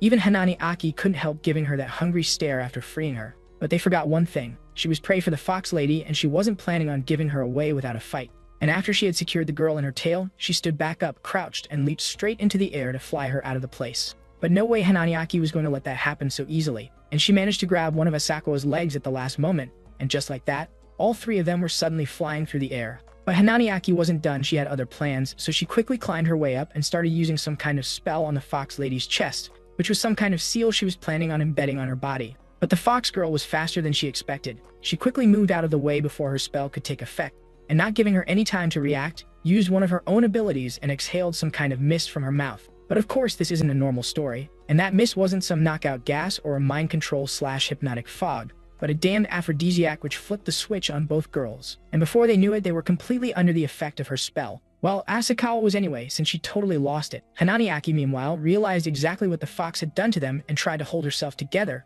fighting the heat spreading through her body. But the stuff was way too strong and she eventually cracked, and the spell started taking full control over her body. With that, her body started moving on its own, and she pinned Asakawa to the ground while the fox lady watched both of them from a distance, and the scared Hanani-Aki warned the girl to break the spell while there was still time, since guess what? She herself was terrified of her kink. But that only piqued the fox lady's curiosity even more, and she told Hanani-Aki she now wanted to see what her little weakness was all about. Well, fuck whatever it was, it even had the fox lady sweating, since that was the last thing she expected to see from that petite girl. Next chapter, and the girl was panicking hard, begging the fox lady not to expose her kink to anyone. Cut back to the past when Hanani-Aki was just starting out as an exorcist. Back then, she was known as the most talented yin-yang master of her time and possessed immense potential and power for her age, and thanks to that, she was able to easily deal with most ghosts and monsters alike. And because of that, she slowly started feeling high above everyone, especially ghosts, which she easily crushed under her foot without a second thought. But there was one problem: that was never her true self, and she knew it too. So as time passed, her resolve started to waver, and she realized she never wanted this feeling of looking down on others. Rather, what she actually wanted was the exact opposite of that. Back in the present, she was telling Asakawa all that, saying because of that one idea which took root in her heart, she gradually got more twisted and was forced to suppress this side of her for all these years. Next panel, bam, Asakawa turned the tables on her and pinned her down to the ground instead, telling the girl she doesn't need to be ashamed of that. Oh boy, guess what? She herself had a secret which she had been keeping hidden from everyone else. Turns out that cute, innocent, kind girl persona of hers was nothing but a mask she was forced to wear. Her parents were gone, she was completely alone, and acting that way was the only thing that helped her blend into society. But deep down, because of all that loneliness and pressure, she developed a desire of her own, and that was to own a dog, one that stayed by her side and belonged to her alone, no exceptions. And that dog apparently was our hero. Well, long story short, she's actually a crazy person at heart who is obsessed with the kid and wants to lock him up in her house and have him all for herself. Back in the present, she signaled the fox lady for something, and the woman, knowing exactly what the girl was asking for, handed her a whip, after which she turned her attention back towards Hanani-Aki and told her straight to her face she wanted her to become her personal dog, and promised she was going to train her properly so she would never be able to disobey her or try to run away. Well, fuck. There goes one decent girl we had in the story. Fantastic job, artist. But that isn't the only shocking part here. Turns out Hanani-Aki never really meant she wanted to become someone's plaything like that and tried clarifying what she actually meant. But before she could, Asakawa pinned her back to the ground and she made one thing clear. She wasn't allowed to run from her or disobey her orders because she was fully ready to turn her into a puppy dog one way or another. And with that, she swung the whip towards the girl and whack, the thing landed right on her butt. But the girl didn't stop, she kept going at it for a while poor Hanani-Aki begged her to stop.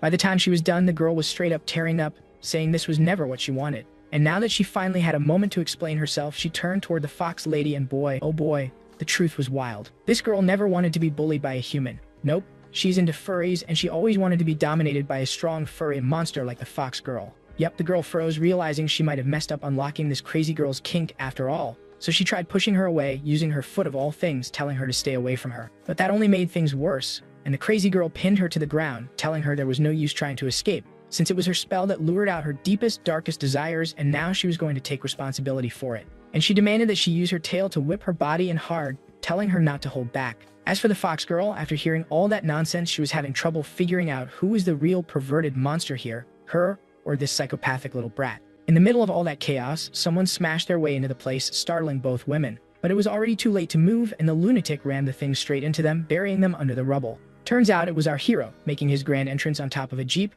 demanding that whoever took his cute class president return her to him immediately. But the moment their eyes landed on what they just did, both fools froze on the spot. But running over someone was the least of their worries right now, because the crazy girl in front of them was still under the effect of that spell, and the second she saw the face of the idiot she was obsessed with, the effects of the spell spiked, and both of them saw her slowly climbing on top of the car with whip in hand. As for the fool driving the car, the guy was able to see everything, and I mean everything, in 4K Ultra HD, and was probably rethinking coming here to save this crazy woman after all. Same for the panicking kid on the roof who thought the girl got kidnapped by mafia and raced over to rescue her, but now seeing her in this state, he was starting to fear for his own well-being instead. As for the girl, she assured him she was just fine. No one hurt her or anything, but more importantly, she was just thinking about him, and since he came to her on his own, she decided it was time to officially make him her beloved doggy. Yeah, the kid's mind went boom boom. He had no idea how he was supposed to respond to that. Doggy? Him? What?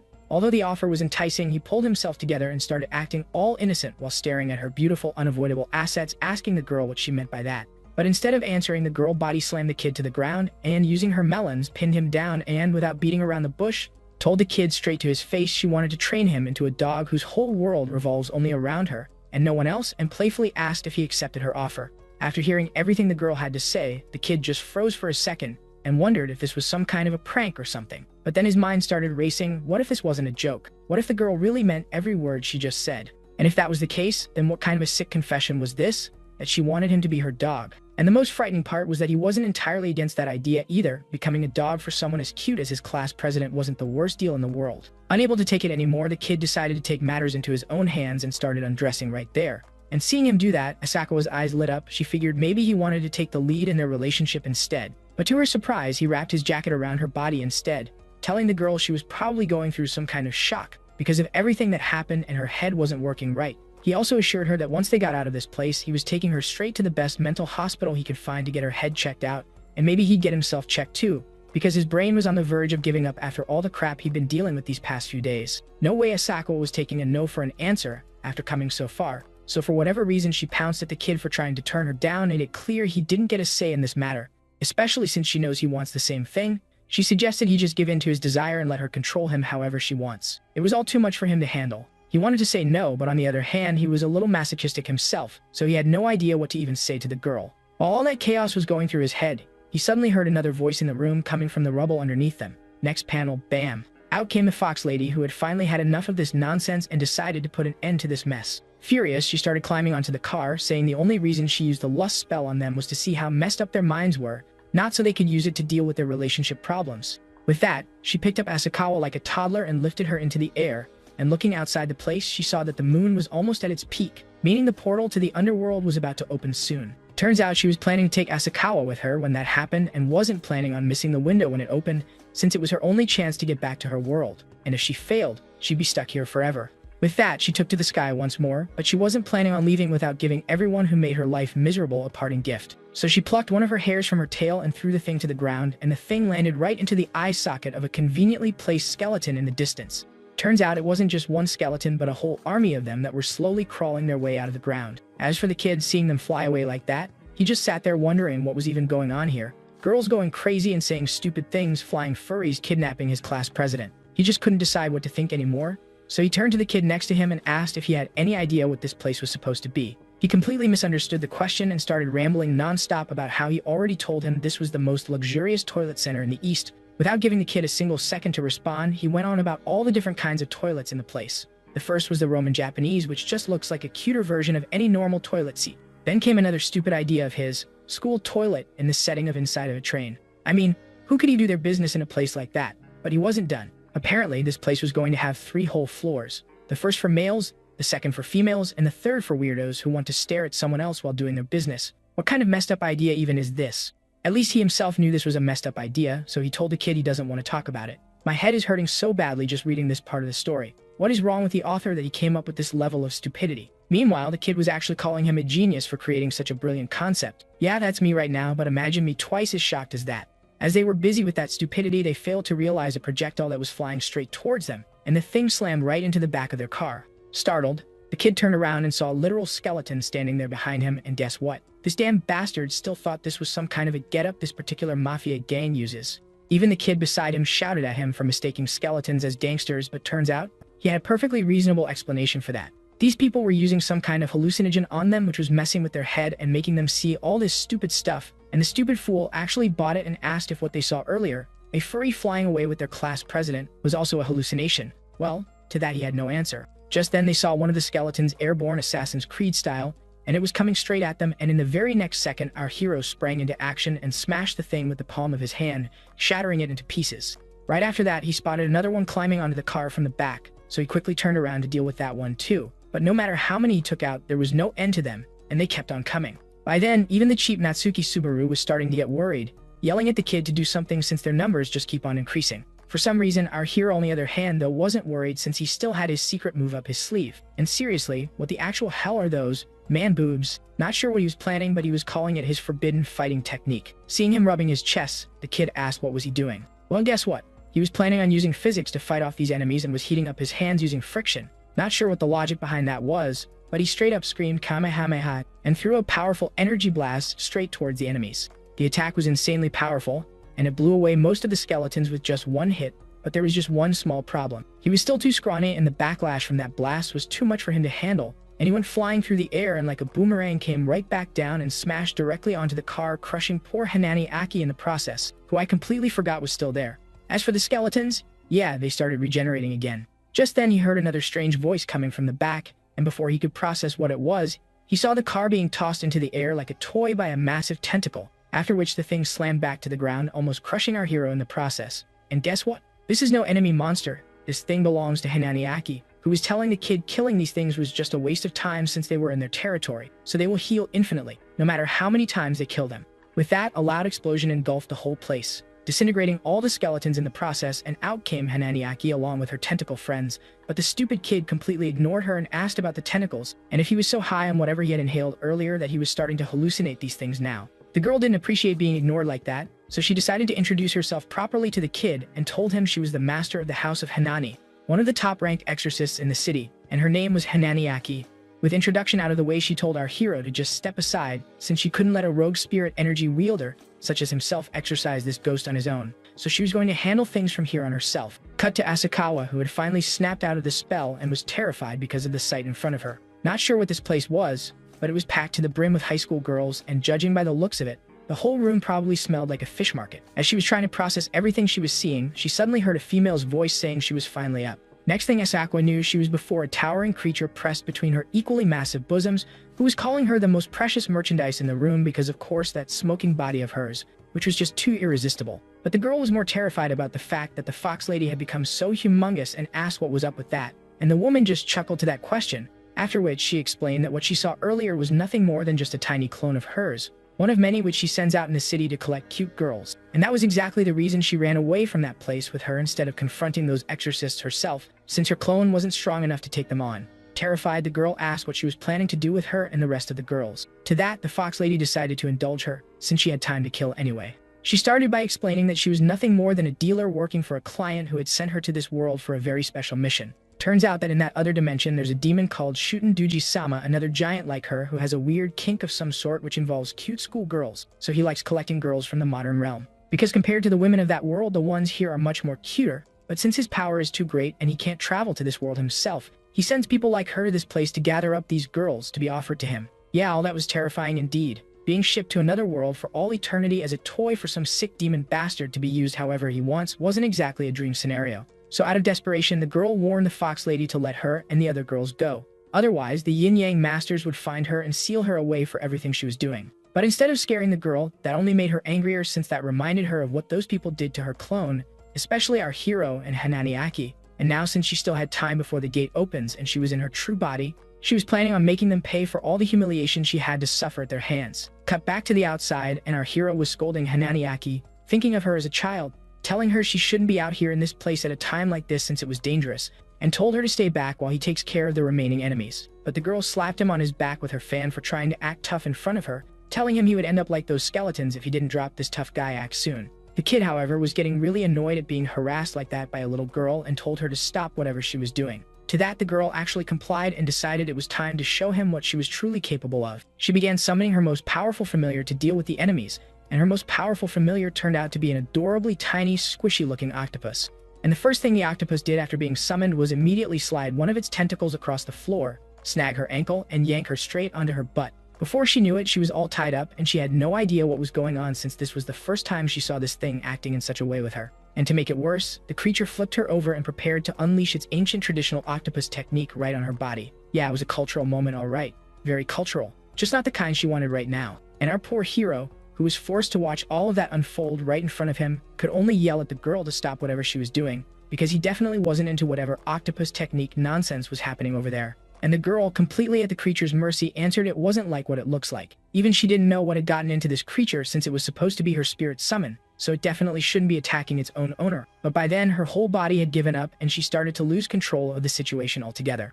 But just as she was about to lose herself, she suddenly snapped, realizing what was going on. Turns out it was the work of that same fox lady who somehow put this creature under her spell as well, and she shouted for the thing to get a grip and stop clinging onto her like that. After she was done with that, she told the kid to stop daydreaming and listen to what she was about to say carefully. She explained that if they didn't team up to take out all these undead quickly, their numbers would only increase, and they would be stuck here fighting these things, wasting precious time while that fox lady runs off with her friend and escapes to the other world. But the kid wasn't even listening. He was way more focused on the cracks forming in the ground. Before he could warn the girl, something shot up from underneath the earth, and the whole place started splitting open. That's when they saw a massive hand slam down right in front of them, followed by a voice calling them arrogant fools. That terrified both of them, seeing what it was. Yep, the fox lady in her true form crawled out of the ground, and she wasn't happy with how she had been treated earlier. So she personally came to repay them for the humiliation she had to suffer by their hands. Next chapter, both of them were seen flying through the air as the fox lady tried stomping them to death. By then our boy had had enough of all this nonsense, and instead of admitting he messed up, he started screaming at the giant lady for trying to intimidate him using that big, thick, plump body of hers. That obviously annoyed the lady, so to shut him up, she clamped her fingers over his mouth, and guess what folks, these fingers, yeah, they were her toes. Our boy just got blessed with the giant lady's personal silencing service completely free of charge. But instead of being grateful, the man was more concerned about whether she had washed those things before sticking them on his face. Furious, she picked him up and slammed him back into the ground using every ounce of strength she had. And that was it for the kid. That single attack was enough, and he was completely out cold, which also scared Hanani Aki because it meant this creature in front of her was at her perfect form. Noticing her expression shift, the fox lady asked if she was starting to get cold feet, because just moments ago she was out here bragging about how she was going to drag her back to the bureau and seal her away.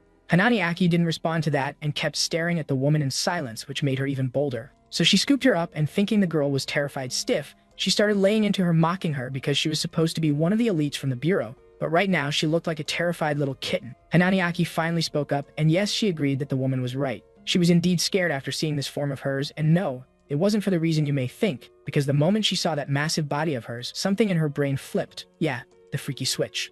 Because this woman has a kink for massive fluffy monster girls, and she was exactly her type, which successfully managed to boost her motivation to a whole other level. Before the fox lady could process the words coming out of her mouth, her tentacle friend had already wrapped its slimy tentacles around her body like it had been waiting for this whole chapter.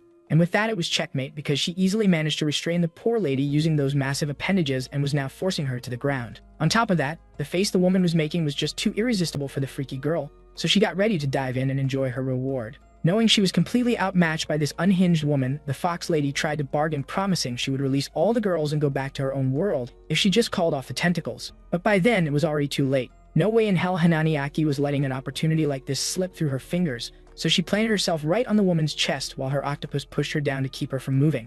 And with that, the festivities began. She started crawling into every nook and cranny, eventually making her way to her favorite spot, the tails, which sent the woman absolutely feral, because that girl was definitely not just touching her tail right now. Hanani Aki, on the other hand, was having the time of her life. And on top of everything else, the warm, fluffy sensation coming from those tails was even better than she had ever imagined. She was mentally awarding this woman 5 stars. And don't think that was where she was planning on stopping and sealing away this woman. No, that was barely the appetizer. The real fun was yet to start, because now it was her tentacle friend's turn, and both of them started double-teaming the poor girl with zero mercy. By then, Fox Lady herself had accepted her fate and closed her eyes, because this was just too humiliating for her. She was the great spirit of the nine-tailed fox, the one who could make anyone go crazy with her charm, yet she was being forced to endure these humiliating things by this tiny little girl. Yeah, no, that was it. She refused to be treated like a toy any further, and in her anger she slammed her fist onto the ground to snap herself out of this humiliating situation. Well, not sure if that actually fixed anything mentally, but it did end up blowing away our poor guy who was already lying out cold on the ground. As for the woman, she reminded herself of her purpose and why she had returned to this world. It was for her master, who was waiting for her to bring back those cute schoolgirls. So in her anger, she snapped whatever those thin strings of whatever were wrapped around her body, which, according to the story, unlocked her full power, and she managed to break herself free from Hanani Aki's grasp. Not letting up, she grabbed the cheeky little one, and man, the woman was pissed after suffering that humiliation and was fully ready to repay her tenfold by dragging her back to her own world as a present for her master, well, after she was done breaking a few of her bones, that is. By then, our poor kid who had slept through that whole scene was slowly regaining consciousness. Getting back to his feet, he started looking around for that big lady who was responsible for putting her feet on his face. That was when he heard a female screaming coming from the back, so he quickly turned around only to find Hanani Aki struggling to break herself free as that big lady proceeded to crush her between her fingers.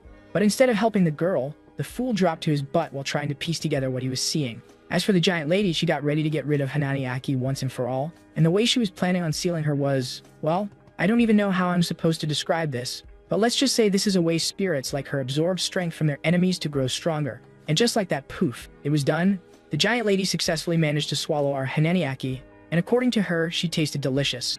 By then, the useless fool was also back on his feet, and the first thing out of his mouth was a warning to the lady to release her class president and the women she just swallowed, or she was going to seriously regret it. From somewhere inside the fox lady's stomach, Hanani Aki screamed at him to stop running his mouth and actually do something, because she had absolutely zero interest in being digested alive. The kid obeyed, and since there was clearly no more fan service left to squeeze out of this chapter, he squared up and got ready to end this woman and rescue the damsel who was currently being digested. Seeing the confidence on his face, the fox lady actually smirked, because clearly this boy had learned nothing today. So she summoned that massive spear-like weapon and got ready to close his tab permanently. Our boy tried asking her to stop for a sec, but the woman had already swung that massive thing at him, and just as it was inches away from turning his family jewels into paste, the kid moved. Using the weapon as a springboard, he launched himself up into the air. From there, he pulled some physics-defying move he learned from Overwatch, constantly jumping into the air by stepping on his own feet to propel himself even higher. That caught the woman off guard because a normal human shouldn't be able to do something like that, so she actually stopped and asked how he was pulling it off. Our boy was happy to enlighten her and confidently blurted out some absolute nonsense he learned from games in his previous world, which went completely over the fox lady's head.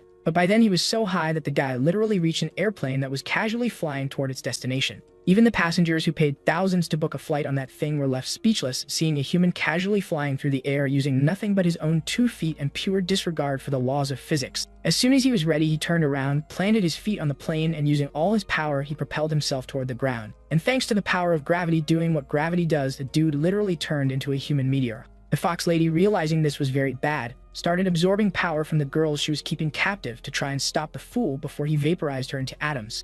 Luckily, she managed to recharge enough for a defensive spell just in time, so she pulled up a barrier in front of her. Yeah, no, nothing was stopping our boy anymore, and he literally smashed into the woman so hard that she got vaporized, resulting in Hanani Aki being thrown through the air, where she dropped on her head, rolled around for a bit, and face-planted in a very sus position. Luckily, she was almost unharmed, and using what little strength she had left in her body, she forced herself back to her feet to check up on the reckless fool who had just turned himself into a weapon of mass destruction. Upon arriving at the spot, she saw the fool lying in the middle of a massive crater with no sign of the fox lady anywhere. As for why she was panicking, no, it wasn't because she was worried about our boy, but because of all the damage that had been caused, since it was her bureau that was supposed to pay for it. Ignoring that, she reached out her hand telling the kid to get up, but after exhausting so much of his power, the kid was in no shape to even think about moving, so he asked her to just leave him there. Just then he heard some strange sounds coming from the side, so he turned to look and noticed a bunch of red glowing eyes in the distance. Before he could warn her, those eyes dissolved into a strange mist and started drifting toward both of them.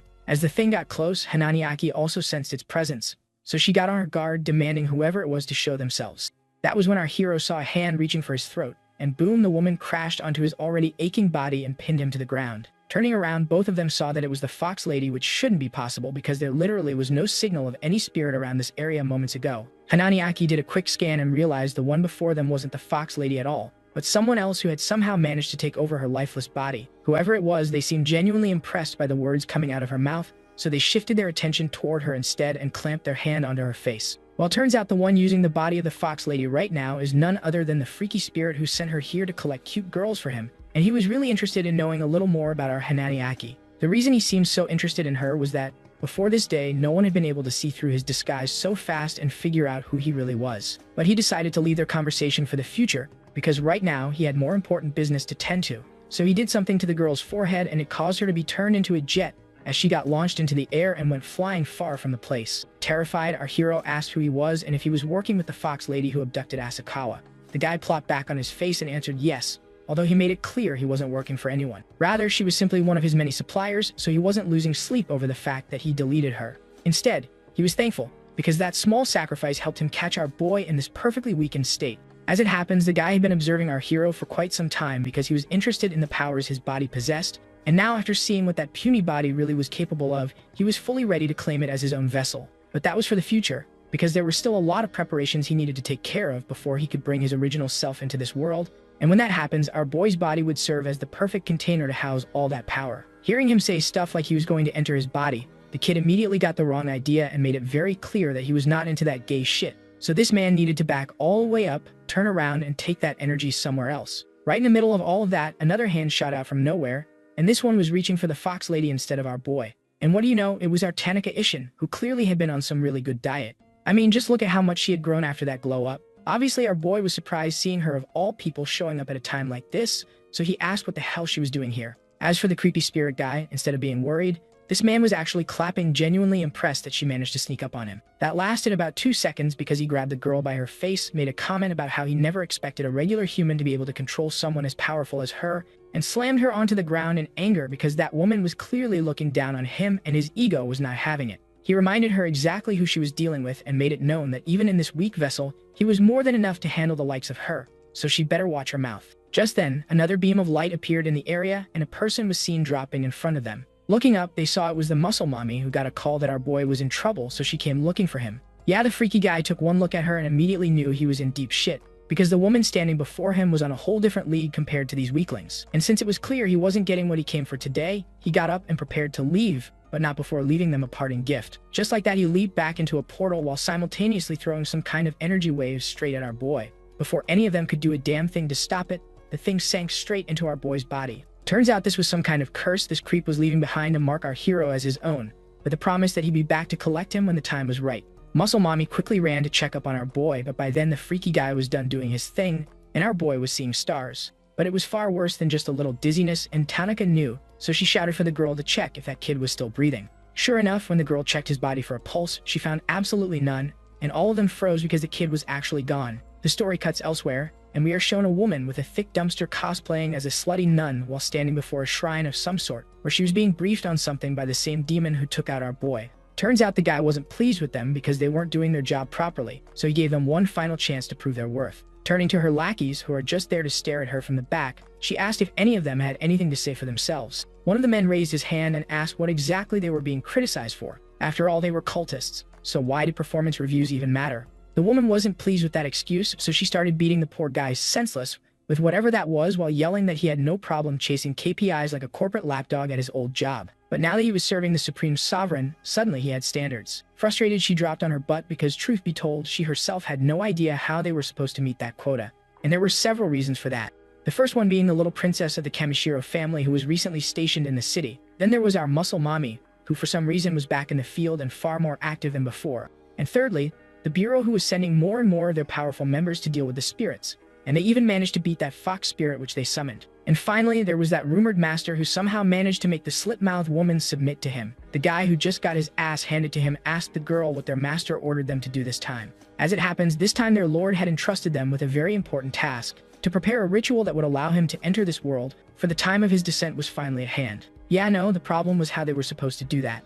That guy is freaking powerful, so in order to create a portal strong enough for him to pass through, they would need an absurd amount of negative energy, which was only possible if they made countless sacrifices. But that wasn't even the hardest part. The real problem was how they were supposed to find a vessel strong enough to act as his medium, because the only person capable of handling that much power was that master who helped take down the fox spirit.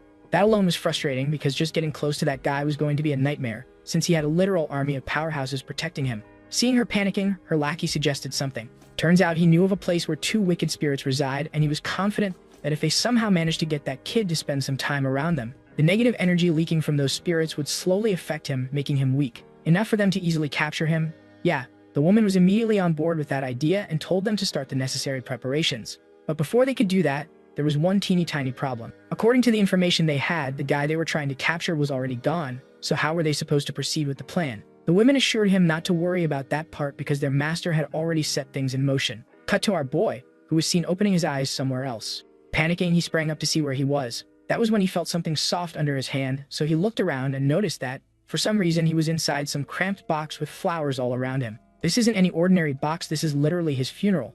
These people are getting ready to bury him alive. Cut to the outside where someone was thanking Asakawa for attending this funeral while apologizing to her for her rude behavior. It was our beautiful Asakawa, back to her usual sweet and innocent self. As for Kamiya, she herself was having a hard time holding back her tears.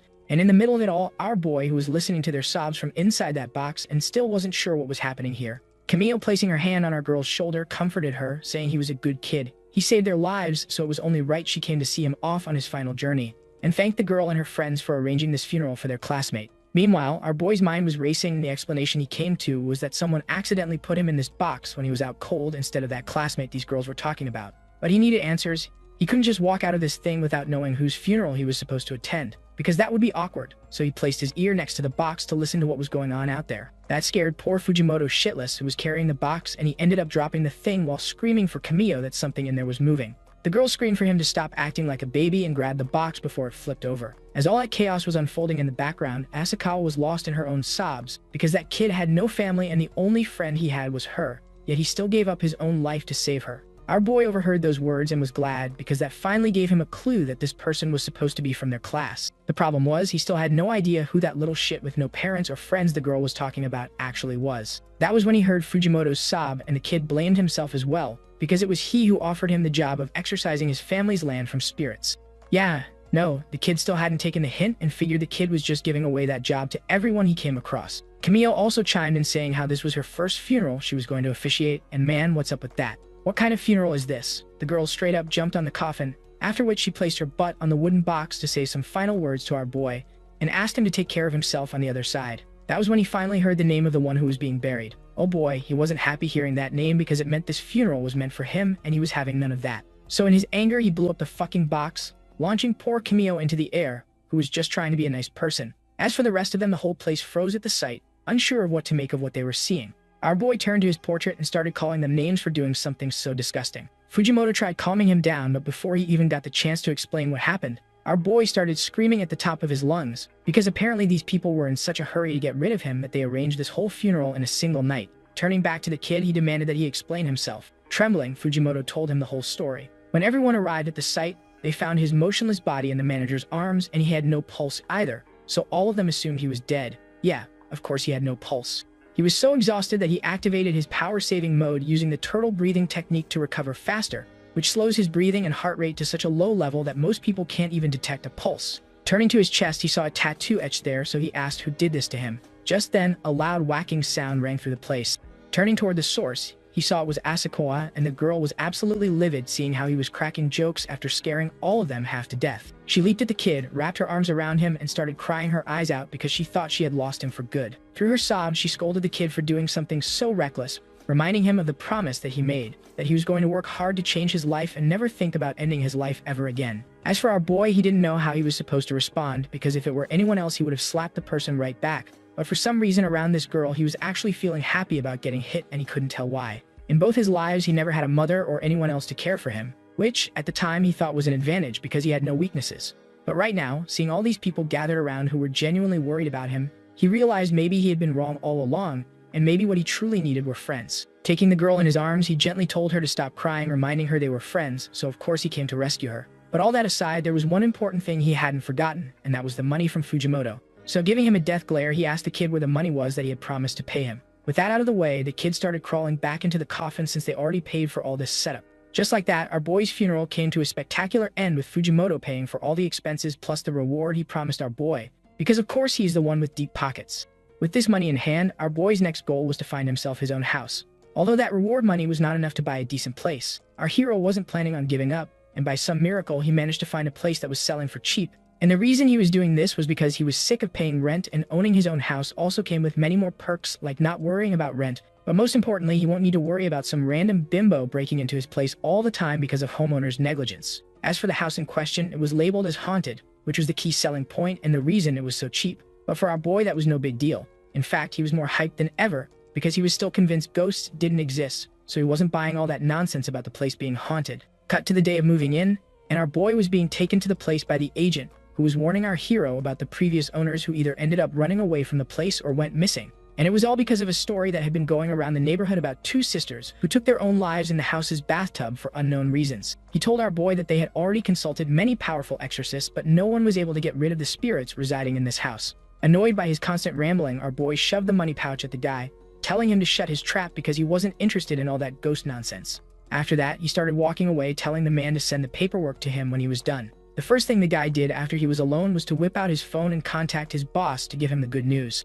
Cut to our boy, who was getting ready to do a quick inspection of the place, but just as he was about to set foot inside the first room, he sensed a presence shoot past him, so he quickly turned around to see what it was, but there was nothing there. Looking down, he saw water seeping out of the floor. Not just water, there were also long strands of hair mixed in it, which made no sense to him. Just then, as he was about to get rid of the mess, he noticed something tangled inside the hair, and the moment he saw what it was, he froze, because wrapped inside that wet clump of hair was a pair of girls' panties.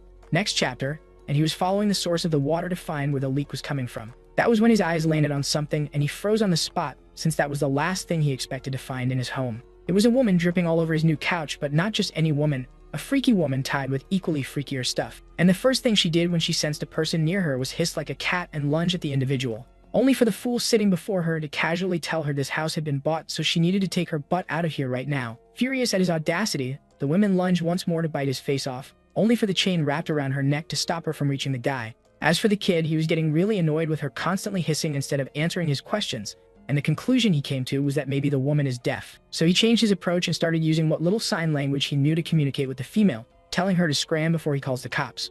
As he was jumping around like a monkey, the female managed to shatter the chain somehow, after which she started running towards the guy on all fours like a cat to scratch him, or whatever ghost women do. Our boy was so scared that his brain completely blue-screened, giving the women enough time to grab the fool, and using whatever mumbo-jumbo she knew, she struck our boy's heart to explode it into chunks. But no, I was wrong. She wasn't aiming for his heart. Instead, she grabbed his shirt and ripped a good chunk of that thing off his body. And why would a ghost lady with a voluptuous body do something like that, you may ask? Simple. Because she was feeling the urge to sniff a man's stinky garment. But that wasn't enough, so she turned around again and started smelling him directly all over. That scared our hero because he was afraid this woman was some stalker who had managed to break into his house to do something weird to him. The women, however, ignoring the dumb things that were coming out of his mouth, kept doing what she was doing, and from his smell, she somehow realized he wasn't one of those cultists. And almost instantly, she lost interest in him and shoved him away while apologizing for scaring him. Our boy, acting like a scared kitten, asked the woman for her identity and what she was doing here. The woman nonchalantly answered, telling him to pack his things and leave this place if he values his life. Yeah, no, leave this place? He had just bought this house with his hard-earned money, and now some weird woman in tramp clothes was telling him to get out of his own house? Yeah, not happening. So he warned the girl she had 5 seconds to run because his fists don't discriminate. The girl responded in a very, and I repeat, a very strange way, because she suddenly snapped the straps that were keeping her massive spheres in place. Seeing her suddenly putting all her assets on display, our boy quickly warned the woman he wasn't one of those weak-minded men she could seduce using that plump body of hers to get whatever she wanted. And in the very next second, he was heard squealing like a scared cat as the woman proceeded to force herself on him. But no, the reason she was doing this wasn't what most of us were thinking, because for some reason she was actually begging the kid to end her and release her from this pain. That obviously surprised the kid, so he tried getting away from the crazy woman before she got him in some serious trouble. But while doing so, his foot slipped on the wet floor and boom, both of them landed on the ground in this position. Looking up, our boy got a clear view of her body, and that's when he noticed a collar tightly wrapped around her neck that was hiding some bruises underneath. And it wasn't just her neck. Her entire body was covered in bruises and scratches for some reason, and you can probably guess the dumb conclusion he reached after seeing that. In his mind, this woman had to be some hardcore masochist who was trying this kind of play with him, which would mean the rougher he gets with her, the happier she would be. No way in hell he was falling for that obvious trap, so he told the woman to back away because he could see through the game she was playing. Before she could process what he was talking about, he pushed himself up, grabbed her by the shoulders and slammed her to the ground instead, and started screaming at the woman for thinking he was into that kind of stuff. Instead, he told the woman he didn't care what sentimental shit she was going through. He didn't care what brought her to this house, and he especially didn't care about whatever baggage she was dragging behind her. She needed to grab all of it, walk out that door, and make it someone else's problem. Hearing his angry voice, the girl fell silent for a moment to think how to explain to him what was going on. After which, she told the kid she can't leave this place even if she wanted to because of the people who were preventing her from doing so. Our boy wasn't buying that story because he bought this place fair and square, so no one had the power to do something like that while he was the head of this house. So he started calling her a liar for trying to trick him and told her to just admit she was homeless and had nowhere else to go. He was so furious that he didn't even realize what he was saying and somehow ended up letting her crash at his place. Anyway, after calming down a little, he started brainstorming the situation because it would explain why this place was so cheap. Apparently the house had a damn squatter living here, but at least she wasn't hideous or anything like that, so maybe it wasn't so bad. Sick of everything, he picked up his underwear to go and take a bath while telling the girl this house has 4 bedrooms and the master bedroom belongs to him because he's the one who paid for this place, so she could pick any of the other rooms. On top of that, he wasn't letting her live in his place for free. She would need to do all the chores, so he suggested she get her butt off the floor and start cleaning right away because the whole place looked like a dump. Next chapter, and our hero was seen walking upstairs while the women stared at the house paperwork in confusion because none of this made any sense. Why would those people sell this place to this guy, since this place was one of their main ritual sites? Just then, she remembered something and turned towards the kid, but before she could stop him, the kid had already opened the door to the bathroom, and the first thing he saw was a bathtub filled to the brim with tomato juice. As for the lady, she was freaking out downstairs because that was where her younger sister lived, and she was terrified of that woman because of her obsessive sister complex and those very questionable fetishes of hers, which was why she was afraid of going up there to save the kid. Cut to our boy, who was staring at the red liquid while wondering what this stuff was. He tried a touch test and immediately regretted it because that thing smelled really bad, But that didn't stop him from a quick taste test, and surprisingly it wasn't half bad. The liquid tasted a little salty. Thinking this was probably something rich people use to take baths, he leaped right in, not even bothering to take his shoes or clothes off. That was when another shock hit him. The tub was deeper than it looked for some reason. As he was doing that, the woman's sister was staring at the kid from below. The moment her eyes landed on the kid, her face lit up because she mistook the kid for her sister, who finally came to take a bath with her. So she latched onto his leg to give our boy a massage. That sudden feeling of something soft and squishy pressing against his leg startled the kid for a moment. He tried breaking himself free from whatever it was, but no matter how much he struggled, it wouldn't let go. In the middle of his struggle, he suddenly felt such a pleasant sensation that he just melted into the tub, because it honestly felt like his leg had been sent straight to heaven. Quickly composing himself, he started wondering what could be causing this strange feeling, and after thinking about it for a moment, he finally came to the conclusion that this must be one of those expensive bathtubs with a built-in massager and everything. The girl, however, was done with the lower body massage and was getting ready to pounce on the main course, which was also her favorite part. So with that in mind, she jumped out of the thing and went straight for our boy's chest, and damn for a dude, the guy is unexpectedly well padded in the chest department. But then, while squeezing his fun bags, the girl noticed something strange and froze for a second, because for some reason her sister's boobs had shriveled to average size, and that made zero sense. Refusing to admit her sister was losing fat in the most important part of her body, she went for test number 2, only to get kicked under her chin, and she plopped on the ground. Our boy, who had finally had enough of this nonsense, started screaming at the girl because it meant now he would need to deal with 2 freeloaders who barged into his house without his permission, and he was having none of it. The girl, however, still mistaking him for her sister, started complaining, asking the reason for hitting her, because she was clearly enjoying her massage just moments ago. And just like our boy, her brain immediately started racing as well, unfortunately in the completely wrong direction, because the conclusion she came to was that the little master servant play earlier clearly wasn't enough anymore. No, obviously her sister was craving something even more intense, something that would let her be completely dominant for once. She could already imagine herself getting squished under her sister's foot as she punished her for being a bad girl. But she refused to lose so easily, because between the 2 sisters, she was the more stubborn one, and she was fully ready to use her magic fingers to remind her sister who was really in charge here. With that, she jumped back into the bathtub, grabbed the kid by his throat, and before he even knew what kind of disaster he walked into, the girl struck and squeezed his family jewels with every ounce of strength she had in her body. Next panel, and both their screams were heard echoing through the whole neighborhood. Following the sound, White Hair came running to see what happened, but the moment she looked inside, she froze, staring at the state both of them were in, because whatever happened between those two had clearly left them completely traumatized. Her little sister, hearing her voice, turned towards her with those teary eyes, unsure of how to explain what just happened to her, while the kid, hearing her call Whitehead's sister, started screaming at the girl, demanding an explanation. Next chapter, and we are told a little bit about the 2 sisters' past. They were daughters of a very wealthy man, but unfortunately their family company went bankrupt, and their father wasn't able to handle the shock and ended his life. But it was as if the universe had something against their family, because not long after their father passed away, their mother also lost her life in a car crash, leaving no one to look after them. Blackhead, who's the younger sister named Yumiko, was suffering from a severe lung disease, so what little money they had left all went into her treatment. While Whitehead herself was a victim of bullying in her school, so she ended up dropping out, and both sisters isolated themselves completely from the outside world. If only that was the solution to their problem, because soon after they were visited by a bunch of loan sharks their father owed money to, and their lives turned into a living nightmare, because even their home was no longer safe. Following all that, both sisters finally reached their limit because the weight of it all was simply too much for them to carry. But even then, they didn't find peace because, following everything that happened, the despair the 2 sisters felt eventually turned into a powerful resentment that lingered even after their deaths. When emotions that intense refuse to fade away, they can give birth to spirits. And because of that, the 2 sisters eventually became powerless earthbound spirits forever lingering in this place. Hearing that whole story, our hero wasn't able to hold back his emotions and blurted out how that was the most beautiful story he had heard in his entire life. Turns out he never bought the part of them turning into spirits, and was amazed how strong the 2 sisters were, who still refused to give up, even after everything that happened in their lives, and kept fighting back, because if it was anyone else, they would have ended themselves. But still he wanted to know something. What did she mean when she told him earlier that she can't leave this place even if she tried? She explained how not long after their death, their house was raided by some people in black cloaks. At first she wasn't sure what their goal was and assumed they just wanted to exorcise the place, but eventually she discovered they were after her younger sister because her resentment was far stronger than hers, and they wanted to turn her into a weapon.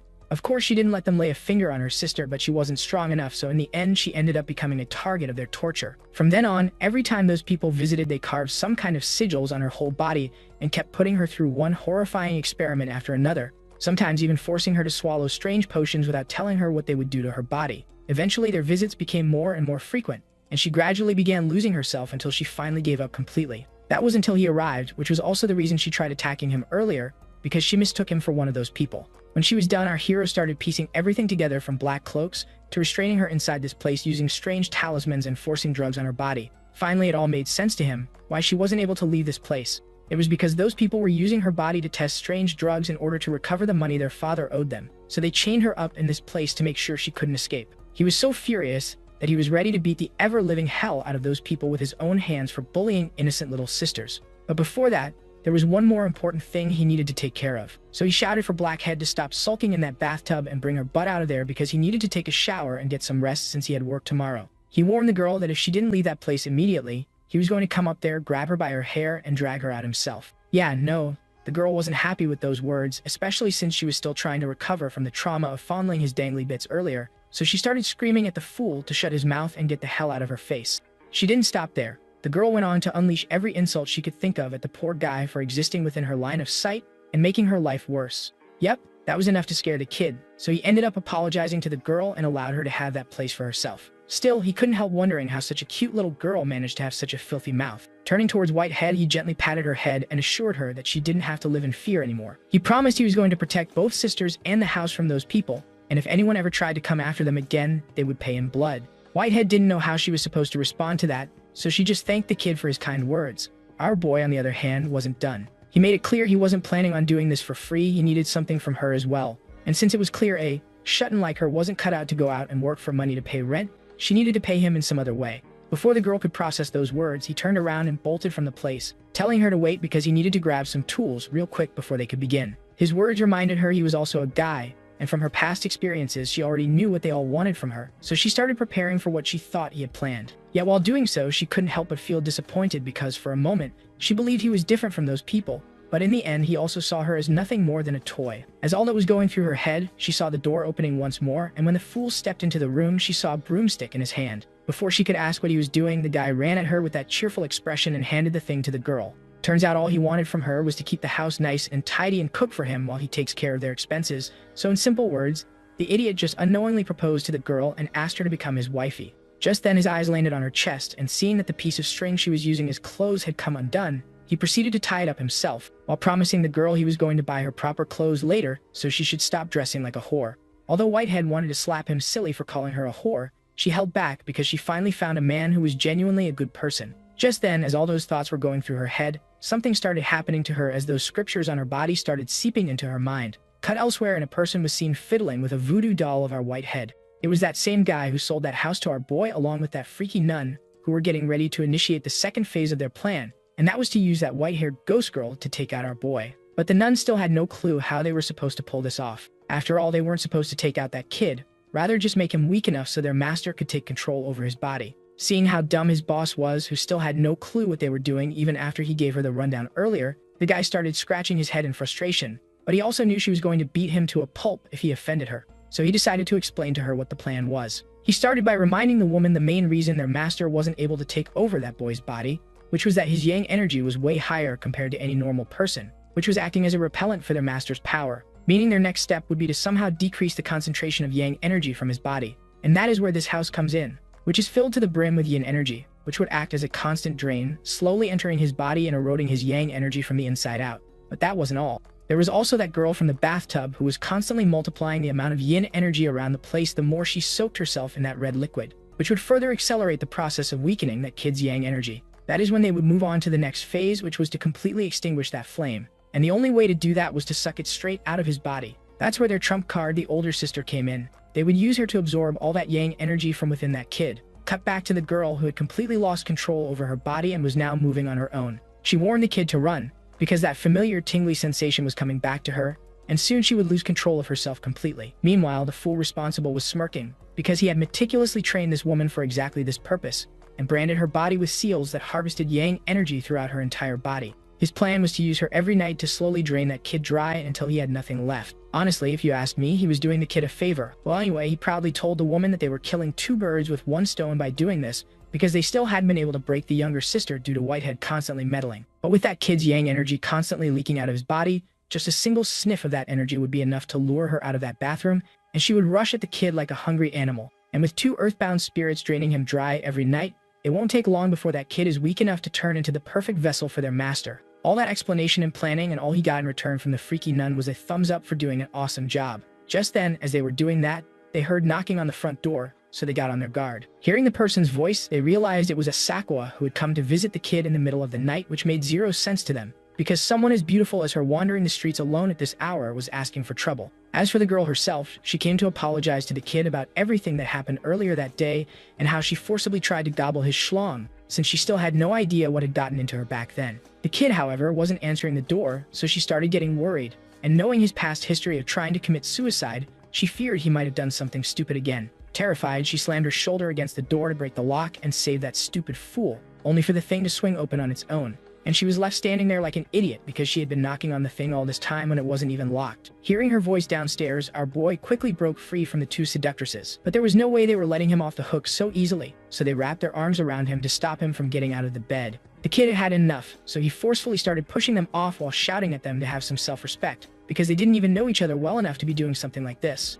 Even though he managed to break himself free, he knew he was out of time to hide these two girls, and he definitely couldn't afford to be seen lying in bed with two beauties, because that would completely ruin his reputation in front of the girl. So he quickly came up with a plan to save his skin. Meanwhile, Asakawa was slowly walking up the stairs while calling out to the kid. Just as she reached his room, she heard his voice telling her he wasn't feeling well, so he wouldn't be able to host her, and asked her to come back another time. Yeah, no. The moment she heard that he wasn't feeling well, her inner mommy kicked in as she asked why he didn't call her if he was sick. Meanwhile, the kid was staring at the two idiots who were already trying to crawl back under the sheets again, and luckily by the time Asakawa entered the room, both of them had already hidden themselves under the blanket. Our hero tried telling her it wasn't that serious, just a mild fever, but before he could finish those words, he suddenly froze in horror. Because underneath that blanket, the two sisters were nibbling on his stomach, and the tingling sensation made it incredibly hard for him to hold back his laughter. Next panel, boom, he froze as Asakawa pulled him in closer to check his temperature using her own forehead, and thanks to the two girls under the sheets, his body was already burning up like a furnace, so his story checked out. He was indeed feeling pretty hot right now. Yeah, no, before he could fully enjoy the warmth of Asakawa so close to his face, Whitehead took another bite of his stomach, and that ruined the whole mood for him. Not to mention both girls were getting way too competitive all of a sudden, especially Blackhead, who was getting jealous that her big sister was having all the fun. So the two of them started fighting over the kid under the blanket, making the situation 100 times worse for our poor boy, because he was the one who would have to explain whatever the hell was going on down there. Seeing his legs moving so much, Asakawa figured the kid must be feeling cold because of the fever, so she tried to comfort him, only for her hand to touch something thick and girthy under the blanket, so she instantly jumped back in shock. Yeah, the kid is screwed because the girl's mind went straight to the gutter. She started thinking that the kid was being a little handsy with himself under that blanket, and she barged in at the worst possible time. On top of that, the size of that thing was just unreal, and that actually scared the girl. Well, that's all for today, folks. I hope that you enjoyed it. If you did, please leave the video a thumbs up, and if you want to know what happens next, hit the subscribe button. Until next time, take care.